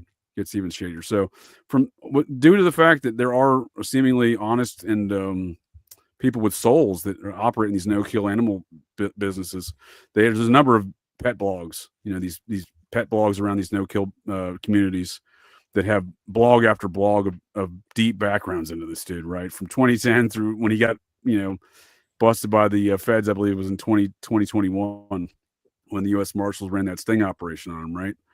And like I said, he finally just got sentenced last week, so he had a long, you know, adjudication there. But during those times, during that 12 years or so, there's a lot of folks went deep dives on this guy, a lot of creepy background. So he allegedly went to West Point. By some accounts, he's told people and filled out resumes where he graduated from West Point. By other accounts, he did not graduate, and he later served an enlisted time in the Army, right? So, and that's what it says here, like, you know, there is no graduation date, but the intent is clear, yada, yada, yada. You know, trying to say there's no way he graduated with a philosophy degree from there.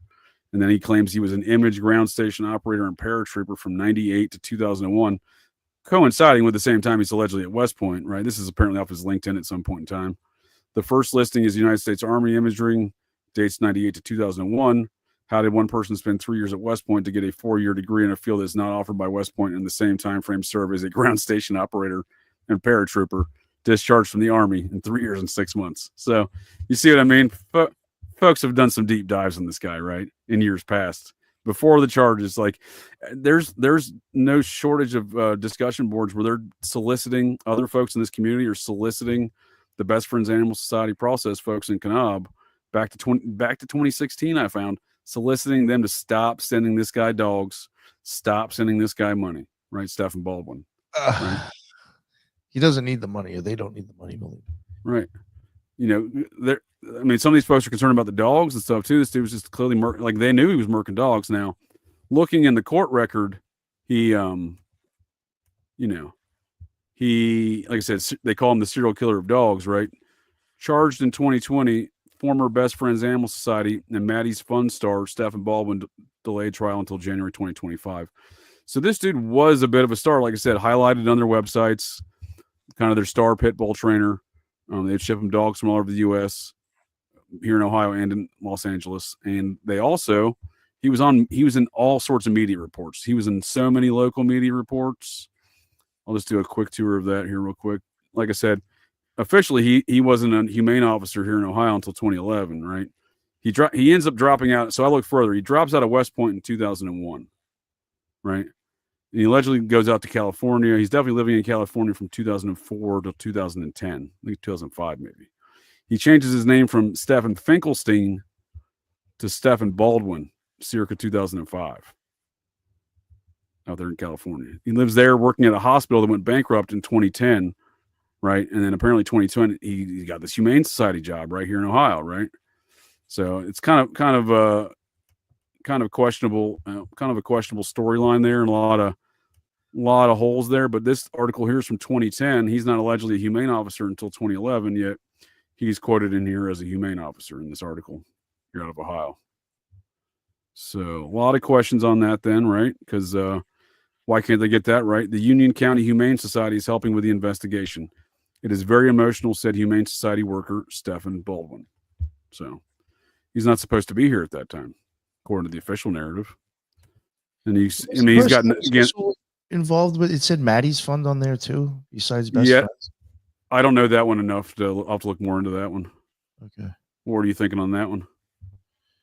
Well, I saw somebody ask in the chat, how much do you think these places are worth? So I looked it up. When you're done, I was going to show like how much Best Friends is actually claiming they're worth. They do. Oh, go ahead. And then I was just wondering, Maddie's Fund is pretty up there too with how much they're saying, but I don't know if it's the same one. So that's why I was going to ask, like, what was the deal with Maddie's Fund? Because I did find a Maddie's Fund on Guide stuff. Oh, let's see. If you want to bring that up, go ahead. Yeah. Step out for 1 second. So you want to bring that up? Go ahead right now. Oh yeah, sure. Yeah, I'll just bring up the thing on the screen if you don't mind. Yep. There we go. All right. Yeah, I think Jim was asking. So yeah, like Best Friends Animal Society in the Kanab, Utah. Gross receipts. I don't know what year this is probably saying.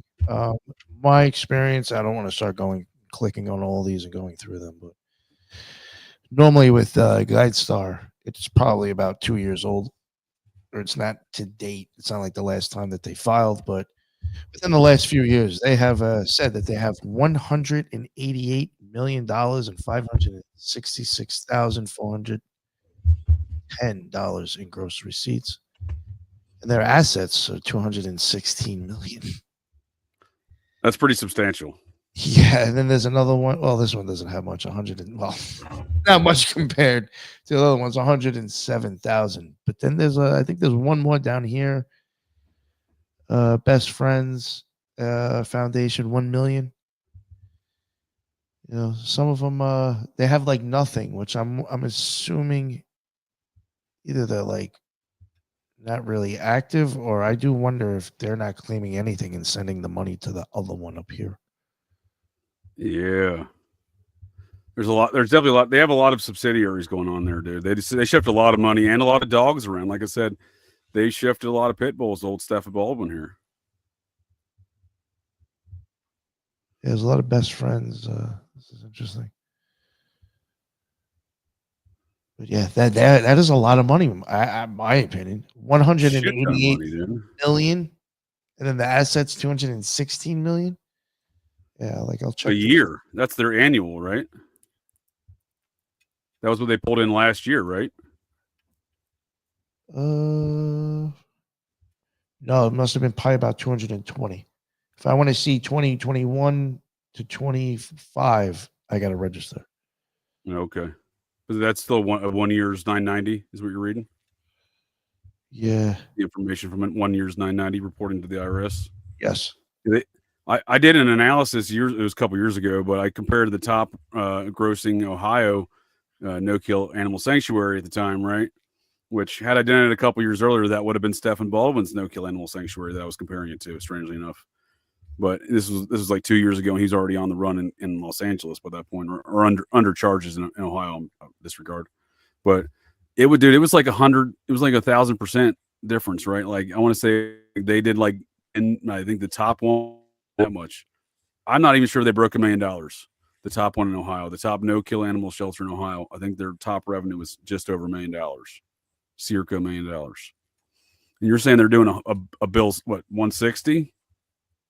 Yeah. Where was that? That's substantial, dude. That's what I'm saying. They own planes, they own properties, they got a extensive net, dude. Again, both of these fellas, Stephen Baldwin and his criminal constituent, and the financial frauds and other dog murking activities, they both were able to just flee Ohio, get set up in a whole other town with a whole new humane officer job and whole new no-kill animal shelter situation, right? That's when we're talking about logistics with the Zizians, right? How do they travel so much, right? And how do they, get around and get a little help from their friends, if you will, like the intro to tonight's show from the Beatles, another process band. The song. Sorry. This is another good thing about this site. Sometimes is like now you'll like, I don't know, you could even maybe go on here and look at these people's names now and see who the fuck are these people that are in the society maybe you never heard of. Oh, I've looked at all their filings. Yeah. You can definitely glean some good information there. But I think it is this network we're describing is how the Zizian folks can get around too, the same way that Stephen Baldwin can get around, right? How do you get set up in a whole other town, dude? Look at this property he gets set up on, dude. It's not a small venture. When he's fleeing charges, he sets up a whole new dog operation, working out of the. This is his off the time. He's working as a humane officer job there with LA, right, in the city. But he's also running a no-kill animal shelter out of this operation right here, this place. How he affords it? It's a great question. Great question. I have no idea. Still trying to figure that out. But as you can see, that is the that address is indeed the registered address of. Oop, did something funky there. Oh yeah, no, I dropped out. Where did that go? Oh, here it is. Of Save Them Dog Training, right? Stephen Baldwin, 3235 Mountain Shadow Road, Acton, California. He still had a Marysville, Ohio area code at the time. He fled the authorities, didn't change his number. What a dumbass. Guess he didn't feel like he needed to, right? But yeah, this is where he flees to, 3235 Mountain Shadow Road, Acton, California. I mean, well, you think if you're on the run from authorities, you can't afford a $500,000 property to set up a whole new business operation too on top of it, right? So when we're talking about all these finances, right? And again, this is an individual whose business was getting some of those finances. Not only getting some of those finances, getting some of those dogs. So even when he's, again, I would like to think, that somebody, I know some folks raise questions because, like I said, he's on the run from charges, and the best friends process folks are like, oh, it's cool. We'll finance your California no-kill operations as well, your pit bull training. In fact, we'll send you some pit bulls from Texas. For more than 500 days in Austin shelter, dog attends training to help her get adopted. This is right when he set up shop out there. He got out there, I think, July 2019 to September 2019. So he's out there for a couple of months, and he's already getting dogs shipped to him from best friends from Austin, Texas. Pit bulls for training. Again, he was their key pit bull trainer, right? And not only that, speaking of weird connections, dude, I haven't looked more into this one, probably something for the future, the Nicaraguan connection. So like I said, all these pet communities and no-kill shelter communities have dug deep into this dude, right? And on top of that, I told you that he was running this weird charity here out of Ohio with this attorney, Matthew L. Smith, right? It was called the Nicaraguan and International Coalition for Children and the Elderly, right? And speaking of GuideStar, here you go right there, GuideStar IRS Form 990. Apparently they never filed one. Yeah, they were never a registered charity, and yet it was still raising funds through Facebook postings as recently as December 19th, 2020. I can tell you right now, that Facebook page is still up right now. Whether or not they're receiving funds through it, I can't tell you, but it's still up. This dude's in jail. The other guy, this attorney's still an attorney. But what they were doing with the Nicaraguan connection, I mean, I don't know, man. Got a lot of questions, though. And then this is his criminal constituent, Luke Westerman, right? Partnered with securities fraud suspect. Again, this is one of those pet blogs that have been capturing this stuff over the years. They've done a great timeline. I'll put the links in the show notes for folks to check out. The Luke Westerman here, like I said, had no problem getting set up in El Paso. So when we're asking how do the Zizians go from California to North Carolina to Philadelphia area to northern Vermont and get set up, have finances and equipment and residences and properties and vehicles and you name it, right? Well, there's a network. And again, how does Luke Westerman flee fraud charges in murking dogs in Ohio only to get busted in El Paso doing the same shit? The same thing as his buddy Stephen Baldwin, right? He got busted with $1 million in restitution for some of his schemes. Baldwin skirted most of his financial stuff. Yeah. Dude, they were fleecing all sorts of things, dude. They were fleecing everybody, right? There was at least a couple cases where Baldwin would take money to take a pit bull, so Baldwin seems like he had the ability to declare a dog violent. Once it was on a violent county list, then he would charge some people to take that off the list, and sometimes he would just take their dog from them. One family was supposed to rehome the dog, but apparently just killed it. Now that instance, the veterinarian said he did kill that dog. The vet said that they euthanized it. There are many dogs that are unaccounted for in those court filings. There's not a veterinarian for every dog these fellas murked, right? There's not an account for every dog, right? So are some of these dogs being ritually sacrificed? I think it's certainly a question that should be asked when you have a list of dead dogs, a lack of carcasses, and a bunch of shady motherfuckers like this guy right here. You know what I mean? And his buddy Stephen Baldwin, the serial killer of dogs. That's what I did want to bring up. Like, what is the deal with the dogs? Like, I mean, is it purely like, even if it's ritualistic, like I feel like there's got to be something more to it than it's just something to kill. Like, there's got to be a reason why it's dogs. Yeah. I think I agree with you. I know we kind of discussed a little bit of that stuff offline and previous, between shows and whatnot, where we discuss these things. And there does seem to be a number of these occult understandings or philosophies that seem to venerate dog sacrifice, be it Saint Teresa, that Paulo Mayombe.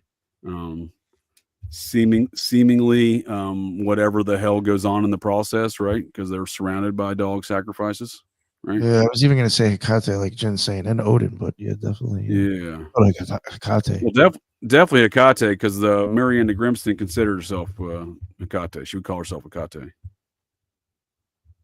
So definitely not actor Stephen Baldwin, Stefan. In fact, his legal name was Stefan Finkelstein. Stephen Finkelstein. Change it to Stephen Baldwin, because dogs are so pure-hearted. I think that is part of it. The undying loyalty of the dog, I think, is certainly part of it. You know, part of the ritualistic aspect to it. Yeah, Stephen Baldwin, formerly Stephen Finkelstein, he changes his name to Baldwin, which was his mother's last name. His parents were divorced when he was young. But his father's an important character, I think, as well. Let's take a quick detour there. Mr. Howard Finkelstein, trainer to the stars. So it seems like old Stephen got into the dog training, dog business through his dad. And lo and behold, would you believe that one of his father's clients is a member of, at least one of them is a member of the process. Clients whose dogs we have trained. This is his dog obedience, please dog training. He's also, again, dating back to the 1950s, old Howard Finkelstein, animal trainer to the stars. But he's got Phil Spector right here. I mean, amongst other characters, Sylvester Stallone, Gloria Vanderbilt, Truman Capote. He's a processian adjacent, at least. He went and had a private meeting. What's that? Canned Heat is on there. Yeah. Truman Capote went and had a private meeting with Bobby Beausoleil when Beausoleil was in prison out there. Manson's, number 2. Francis Ford Coppola, that's Bob Evans' boy right there. But Phil Spector here, he's the guy that owned all that Laurel Canyon music there in the 60s. He was he was to the Hollywood music scene what Bob Evans was to the Hollywood movie scene. And again, you got Bob Evans underling right there, Francis Ford Coppola, amongst others. Howard Finkelstein, interesting character. So who's Canned Heat? I've heard the name, but they were a 70s band, right? Yeah. They're a band. I know that for a fact. Was it like funk? Was it funk? I mean, it was kind of almost like blues and rock. Yeah. I couldn't tell you exactly how old they are, but I would say they're probably back from then. Yeah. It was just like, I don't know, it just seemed like random. Like it was. They had a lot of process had a lot of influence across all rock, right? Not just the 60s Laurel Canyon stuff, but what's the funk guy from the 70s I can't think of right now? George Clinton, Parliament Funkadelic. He's in that same documentary with John Waters. Oh. Wow, okay. George Clinton. He's also friends with the Dwight York. That's right. The New Wabian Nation. The New Wabian Nation. Right. These cults, again, I would argue that's a Thelemic cult to some regard too, with Wesley Snipes funding it with his Blade money. So, there's at least some crossover there with the ancient alien cargo cult nature of both of these organizations, the process and the New Wabians. Yeah. George Clinton. Yep. P-Funk. Yeah. They have the same music, dude. And so Outkast kind of does the same thing, right? With that whole Afro astronaut situation they got going on, right? With the New Wabians and the George Clinton stuff, right? It's all kind of the same kind of shtick. Yeah. Dwight York, Malachi York. Yes, that would be the correct one. Ardent Kid Diddler and Child Trafficker. Was he actually a doctor? Malachi York. Himself that? I don't. Was he anything, right?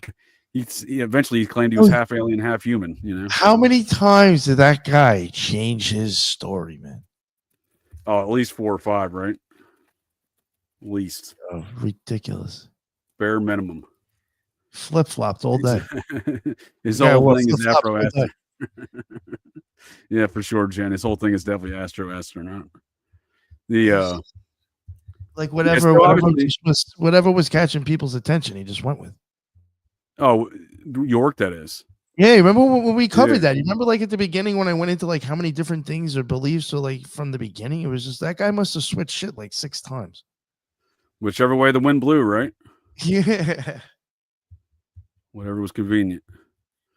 Yeah. So if I can close all this stuff out with the Zizian death cult attorney, the Zithlord attorney Dan Kapovitz, his process friends and his other best friends, this Finkelstein guy, again, I think he gets integrated into the LA scene through his dad, right? Long time, trainer to the stars and high clientele, right? So maybe that's also how he gets so integrated in on the run in LA. But again, he was already getting financed by the Process Best Friends in Ohio. So it's really the question becomes, where does his dad fall into that equation with his old pals like Phil Spector? You know what I mean?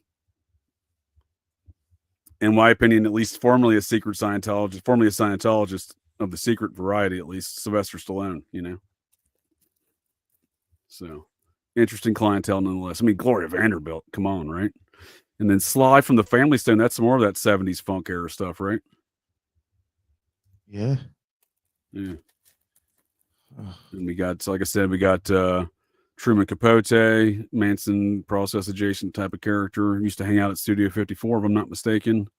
Salvador Dali, Merv Griffin, Francis Ford Coppola, Paul Simon, the Doobie Brothers. I'm about to smoke a doobie. I don't know some of these other names. A Nobel laureate, Canned Heat, LA supervisor Ed Edelman. That's a weird one, but okay. Anna Nicole Smith. She's an interesting character. So it is Finkelstein's son, Stephen Finkelstein Baldwin, who recently got sentenced to 15 years for being a serial killer of dogs here, who has been involved in all sorts of hood rat activity between the fake Nicaraguan charities, right? The fake Nicaraguan charities, the financial frauds with old, $1 million restitution, Luke Westerman, who both these men flee to different cities and set up their own independent no-kill operations in Texas and California. The U.S. Marshals have to bring Baldwin back. Westerman would turn himself in. Again, different cases in different counties, but the two work together in their projects. And again, the dubious nature in which Baldwin departed West Point in his quote-unquote military career. So he leaves West Point allegedly 2 weeks after his ex-girlfriend left West Point. His ex-girlfriend is who he dated at West Point, is a infamous missing persons disappearance out of the state of New Hampshire back from 2004, the disappearance of Mora Murray. So they were a couple at West Point. In fact, she had gotten in some trouble, and they don't have like lawyers. You don't get like a defense counsel. You had to go to like a student counsel. You get like a fellow student represents you. He represented her in some sort of drinking incident, I believe. And then she gets kicked out for some other stuff. She stole some stuff or something like that from a store, some minor things. But she's facing getting kicked out, so she just leaves West Point. And for whatever reason, seemingly in good standing at West Point, and I think a year ahead of her, in fact, there. I think she was a sophomore, he was a junior. Stephen Finkelstein, now Stephen Baldwin, leaves West Point 2 weeks after his girlfriend would leave West Point, or by that point in time, his ex-girlfriend. They had broken up, previously that year, I think, in 2001. So, seemingly the last time he saw her was December of 2001.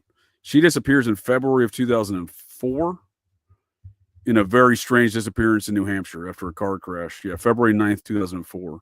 She's basically fleeing her school at UMass, where she went after West Point under some weird conditions.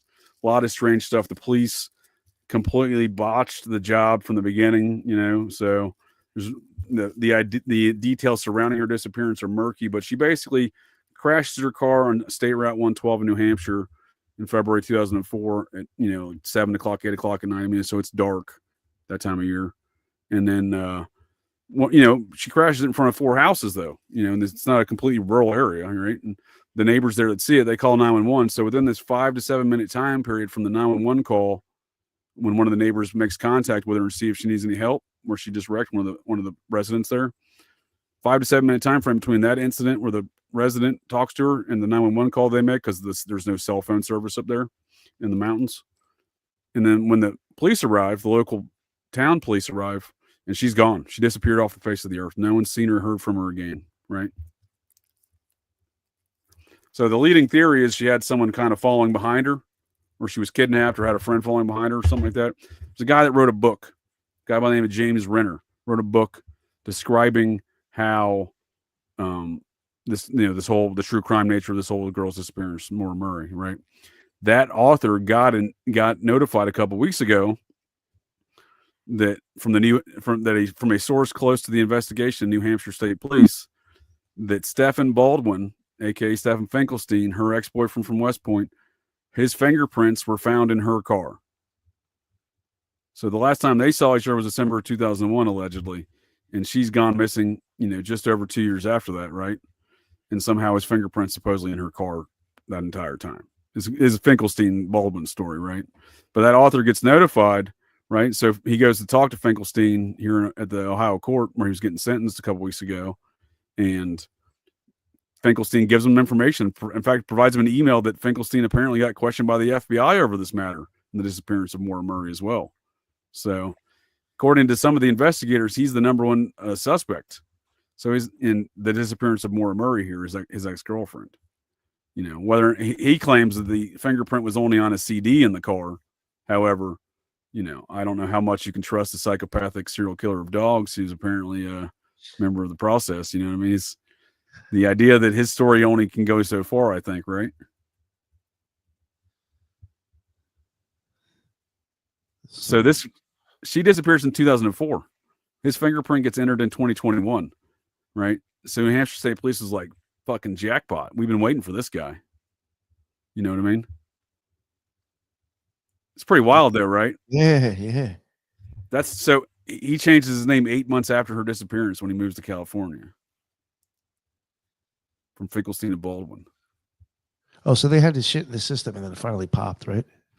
Yeah, so they found that when they processed this crime scene of this car, like I said, the initial onset of the investigation, with the local police, maybe not that great, but at least the state police did a good job at processing the crime scene later, right? As far as getting any usable evidence out of the car, and apparently this was the New Hampshire State Police cold case detective who was assigned this case in 2021, when that fingerprint hit of Baldwin's. He was waiting, that was his suspect. That was before he was identified as Baldwin. That the unidentified fingerprint was this dude's number one suspect in the case, apparently, right? So when Baldwin's fingerprint hit and he identified who his number one suspect was, he was then going to go question Baldwin, who was sitting in the jail here in the county jail just north of me in Union County, waiting for his adjudication of his charges, right? Those 42 charges, waiting for trial. That cold case detective, for whatever reason, apparently had made plans to come interview Finkelstein Baldwin, and then he quit.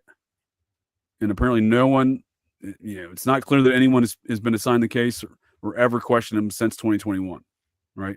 Like I said, he's been sitting here in Union County, still there today, waiting to go to the state pen after sentencing he just got. So he's, no one's apparently questioned him. The FBI questioned him, right? So he gets brought back here in 2020, I think late 2020 or early 2021 was the U.S. Marshals raid. It was December or January, right around the end of the year, beginning of the year. And again, that U.S. Marshals sting operation in L.A. is what got him back to Ohio. And, because he was already on charges in Ohio for years by that point, fled charges again. And when they brought him back to Ohio is when his fingerprint went in the system. So the FBI finally contacted him last April. Right. According to Finkelstein, gave the email to this author, James Renner, and he's posted on his Twixter account as well. I'll put some notes in the show notes here, or put the link there. But apparently the FBI finally questioned him last April, and that's when he gave the FBI the story about the fingerprint on the CD, and that was his excuse for why his fingerprint would be found in the car. No one has confirmed that's where the fingerprint was found. That's what he wrote in the email that he provided this author, James Renner, right? And so it's interesting the FBI followed up last year. It's weird that these New Hampshire State Police seem to be on it, right? But then all of a sudden the guy who was waiting for this number one suspect of his quits before he goes to question the guy, right? Retires, I guess, or something. I think that's how the story goes. So that seems dubious, right? Dude's waiting on his number one suspect, finds him and says, you know what? I'm going to retire. Didn't want to look into it anyway. Yeah. So what do you think's up with that? A threat? It's kind of the same pattern around the rest of these things, man, relative to the process, right? Or for that matter, the Zizian death cult, right? How do they just skirt charges? How do they just get by? How do they fake deaths, right? How when they fake deaths, does law enforcement believe it and they drop the charges for some time? You know what I mean? They all go in the same category, if you ask me, but it seems to me that this Finkelstein Baldwin character may have been murking not just dogs since 2000, since 2010, but potentially people dating back to 2004. No one's ever found a trace of this woman ever since.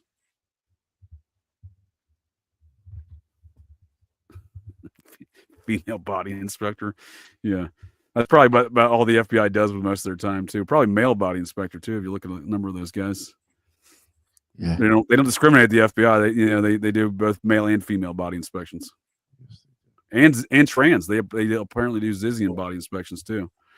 But I just think that there's a lot to be said here, man, with the logistical nature of logistics surrounding the nature of which these folks travel, have money, purchase things, have equipment, night vision goggles, guns, residences, food, cars, fuel,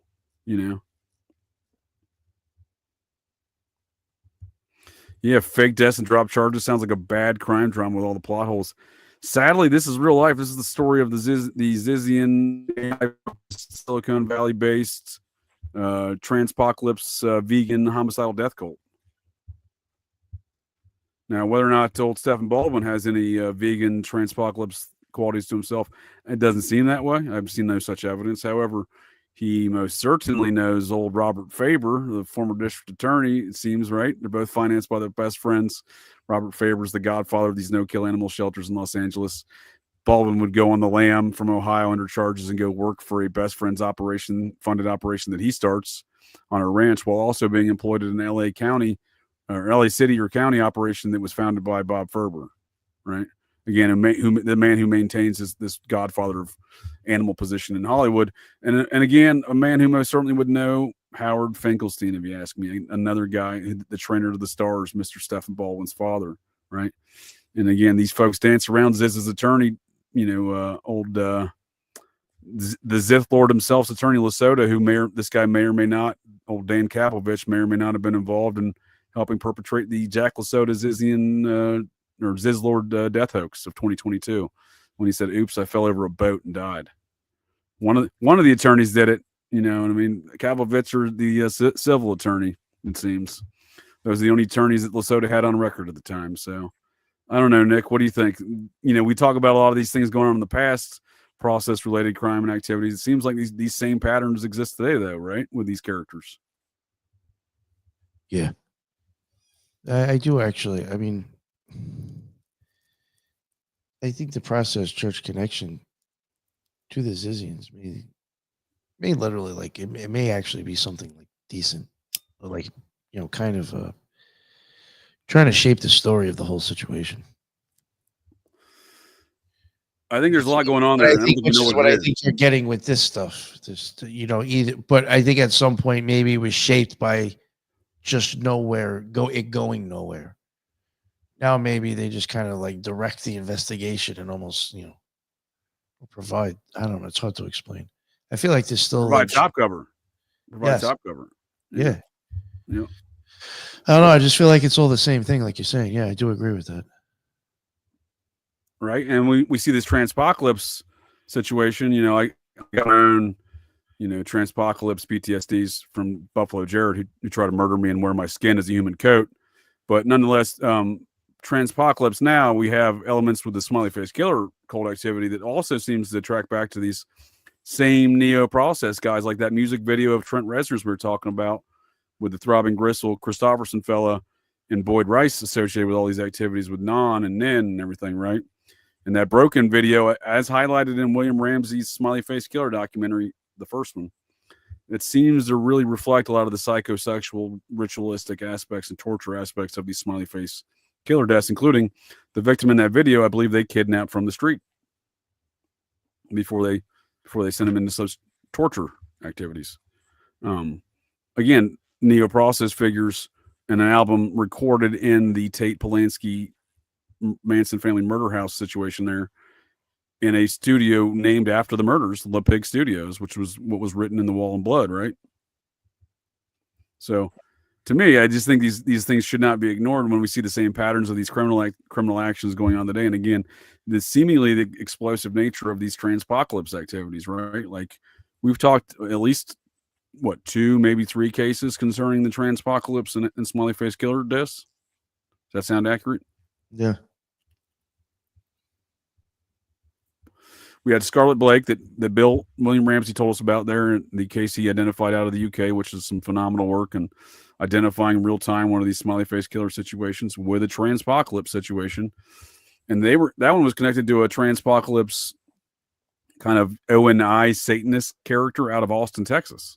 Was an uncharged co-conspirator, pardon me, a unindicted co-conspirator, right? In the Scarlett Blake case in the UK, right? I'm almost positive, yeah.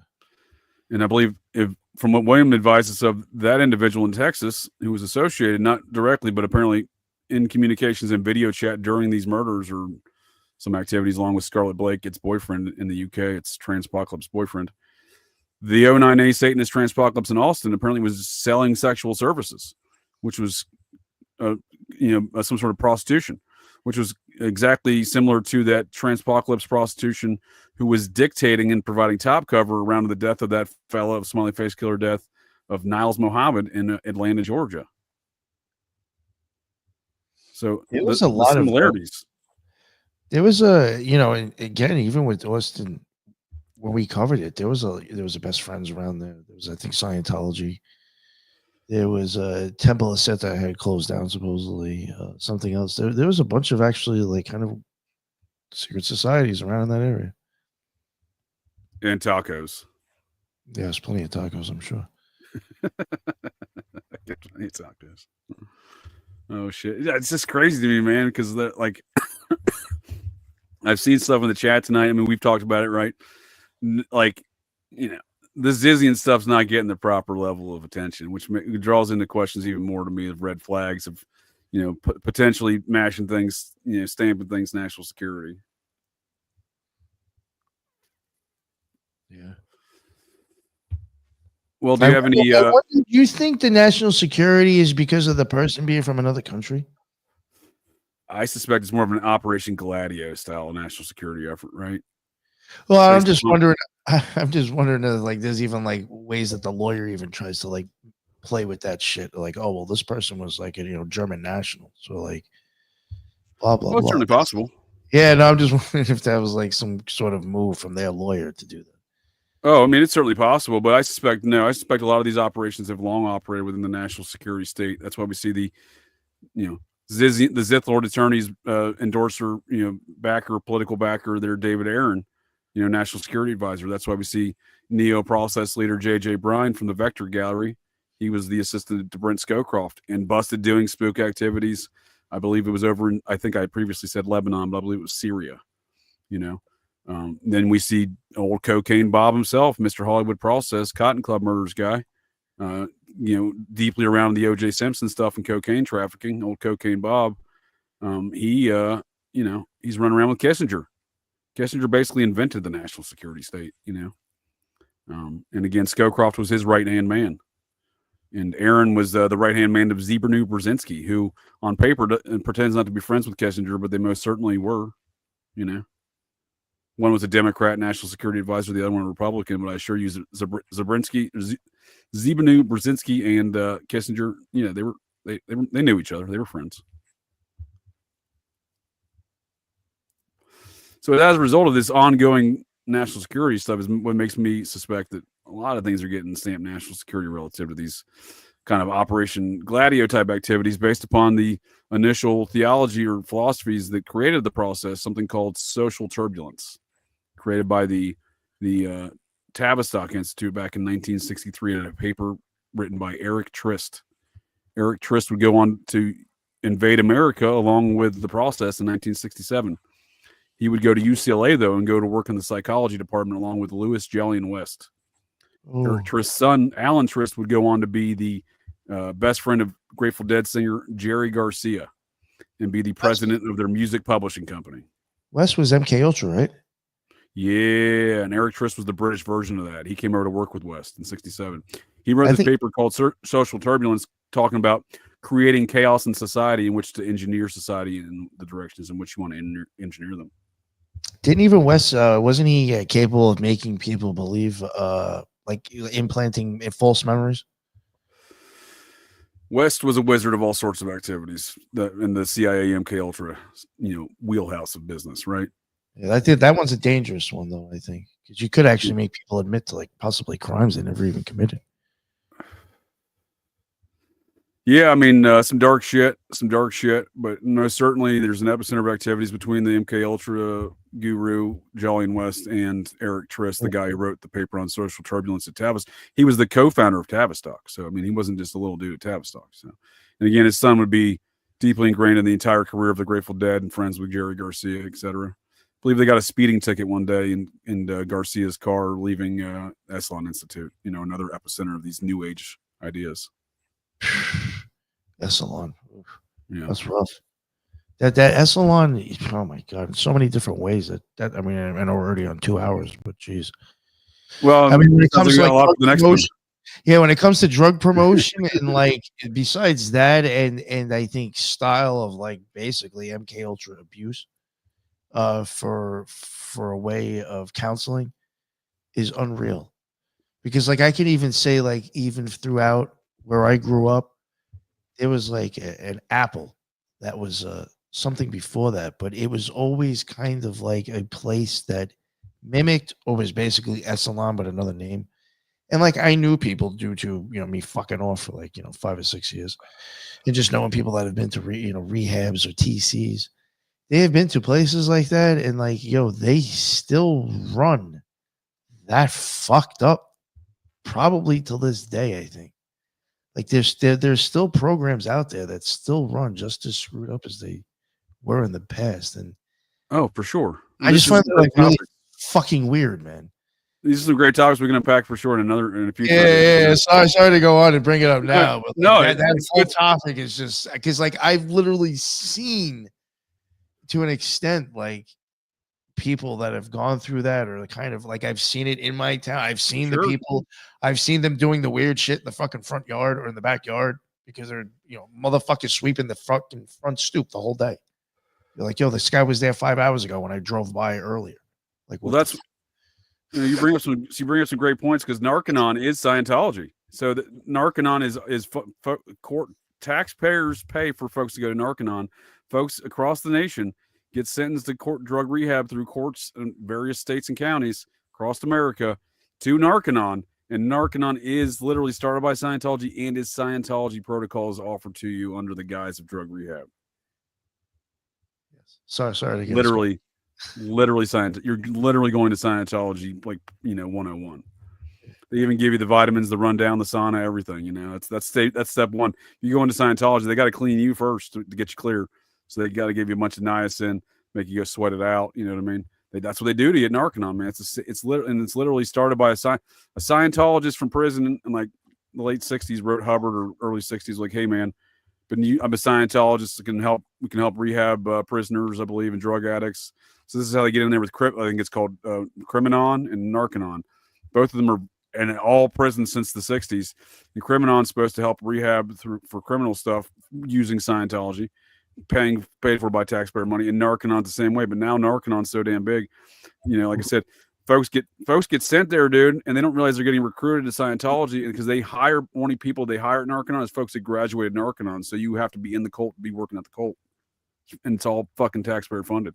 That's probably my biggest complaint, is the taxpayer funded thing, but whatever. But what you're saying about the drugs and rehab, though, if you're familiar with the film Inherent Vice, or any folks of the interwebs have seen Inherent Vice or read the book Inherent Vice by Thomas Pynchon, he not only does, no, you're not familiar? No. It takes place during the early 70s, during the Manson, just in the aftermath of the Manson murders. Nice. And it's kind of an undertone of the whole thing, but it's a multinational cult drug trafficking situation involving politics, cult members, drug rehab places, Hollywood stars, etc. in this cult, right? So my assessment, it's literally showing you the process. Pynchon lived in Los Angeles at the time, so he would have been familiar with a lot of this Hollywood scene.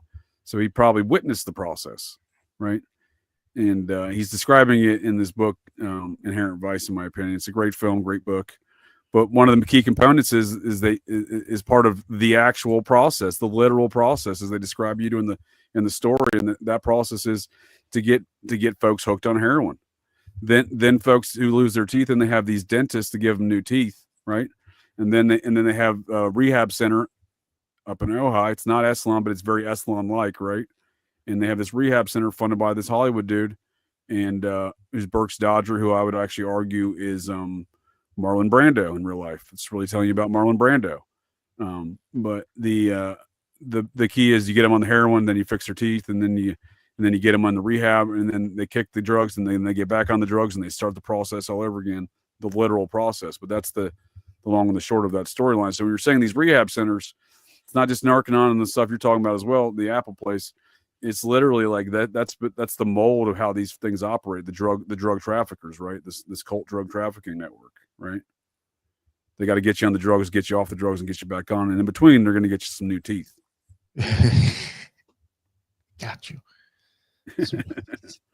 Well, you got any? Thanks for joining me here tonight to talk more Zizian, transpocalypse, Silicon Valley based AI focused rationalist vegan homicidal death cult. Do you have any closing words for the folks of the interwebs? No, not really. No, that was. I do think there's something going. I do think there's something more to these stories, especially with the Zizian stuff. Which is with the process type connections with the lawyers. Again, even just going back to the landlord Curtis, there's just a lot of things that to me don't make sense. I would even say, like, besides maybe, I don't know if anybody else is even talking about it anymore, but maybe on YouTube there might be, but among shows that I know, I mean, you don't even really hear anybody talking about it anymore. Like, I do find that weird. I agree, especially because we're under the transpocalypse now. I'm not saying they're all trying to stab you or your skin as a human coat like Buffalo Jared tried to do to me, but this is an ongoing dangerous trend. It's not just the Zizians, right? Yeah. I also do think a little bit, believe it or not, I do think if someone was to try to look at it, it might be like, this is a little bit intimidating to try to cover, unless you're just going to kind of verbatim or show somebody else's work. It's a lot to take in. It's a lot to take in. It's a lot to process. Yo, fuck. Yeah, I mean, how many times have you and I looked at all these cult members and we still get their names jumbled up, dude? They all look like the fucking same people, dude. I mean, like, like for real, like me, Lisa, and you could probably come on. Like, me and her have even gotten confused in the past. Like, even on the show together. Like, wait, who's on first? Who got arrested? Even when your boy was on, we were even confused, and we both had notes in front of us with the answers. Right. And we were getting confused. Like, wait, who's? You start trying to describe these things, it becomes an Abbott and Costello routine real fast. Yeah, who's on first? Yeah, right. It's just like, one of these got caught. Yeah, I like the new idea you brought up about this marriage license stuff and more fraud around that, too. Because again, I've been looking into these Vermont situations. There's a lot of Vermont stuff that's not been reported. I'm wondering about that. Yeah, so we'll have to do another Zizian thing in the future. Look more at these marriage license stuff, and let's talk more of the details around these Vermont operations where they seemingly acquired a compound in which, again, everything has been kind of reported and focused on this hotel situation. While they were clearly at the hotel, we got pictures, right? But what they don't describe is just down the road from there, a lot of them had been registering as residents of this one property that they purchased back in 2020. That's going unreported. So interesting. Yeah. Including that Blank character we talked about. Blank's registered at that address. Blank's on the loose today, I believe, still. Blank, I believe so. Goddamn Zith. But as I say that, I could very well be getting mistaken. I recently realized I continually get George McGovern and George Wallace mixed up. My 70s U.S. presidential candidates. You get them conflated. Named George, I get them conflated. I realized that recently. Just like I do Bill Paxton and Bill Pullman. You could tell me I could not tell you who's in which movie. Is it Bill Paxton or Bill Pullman? Because in my mind, I could picture in my brain hole either one of them in either film role. So so with these Zizians, I have the same situation. But I believe it's Blank. That's literally their surname. I can't remember his first name or his first name, but Blank is definitely one of the ones still I believe on the loose and registered to that address in Vermont, and no one seems to be talking about any of that. That's that's very interesting. But yeah, no, I think just so I guess reiterate, Something's up with that whole situation. And I'll reiterate, thanks for joining me again here, Nick. And I'll warn you again, it's transpocalypse now. They may not all be trying to stab you and wearing your skin as a human coat like Buffalo Jared tried to do to me, but their intentions are clearly not well, especially these Zizians. Yeah. So we'll definitely have to talk about it more in the future. So any cult rejects plugs on the way out here? There was something. Oh, you know who we had on? Interesting. I can plug it for some people today. We had him on earlier today. It was unfortunate the guy scheduled. Plus I didn't want to go live anyway, but I had thought about it. But we had Gordon from Rune Soup on.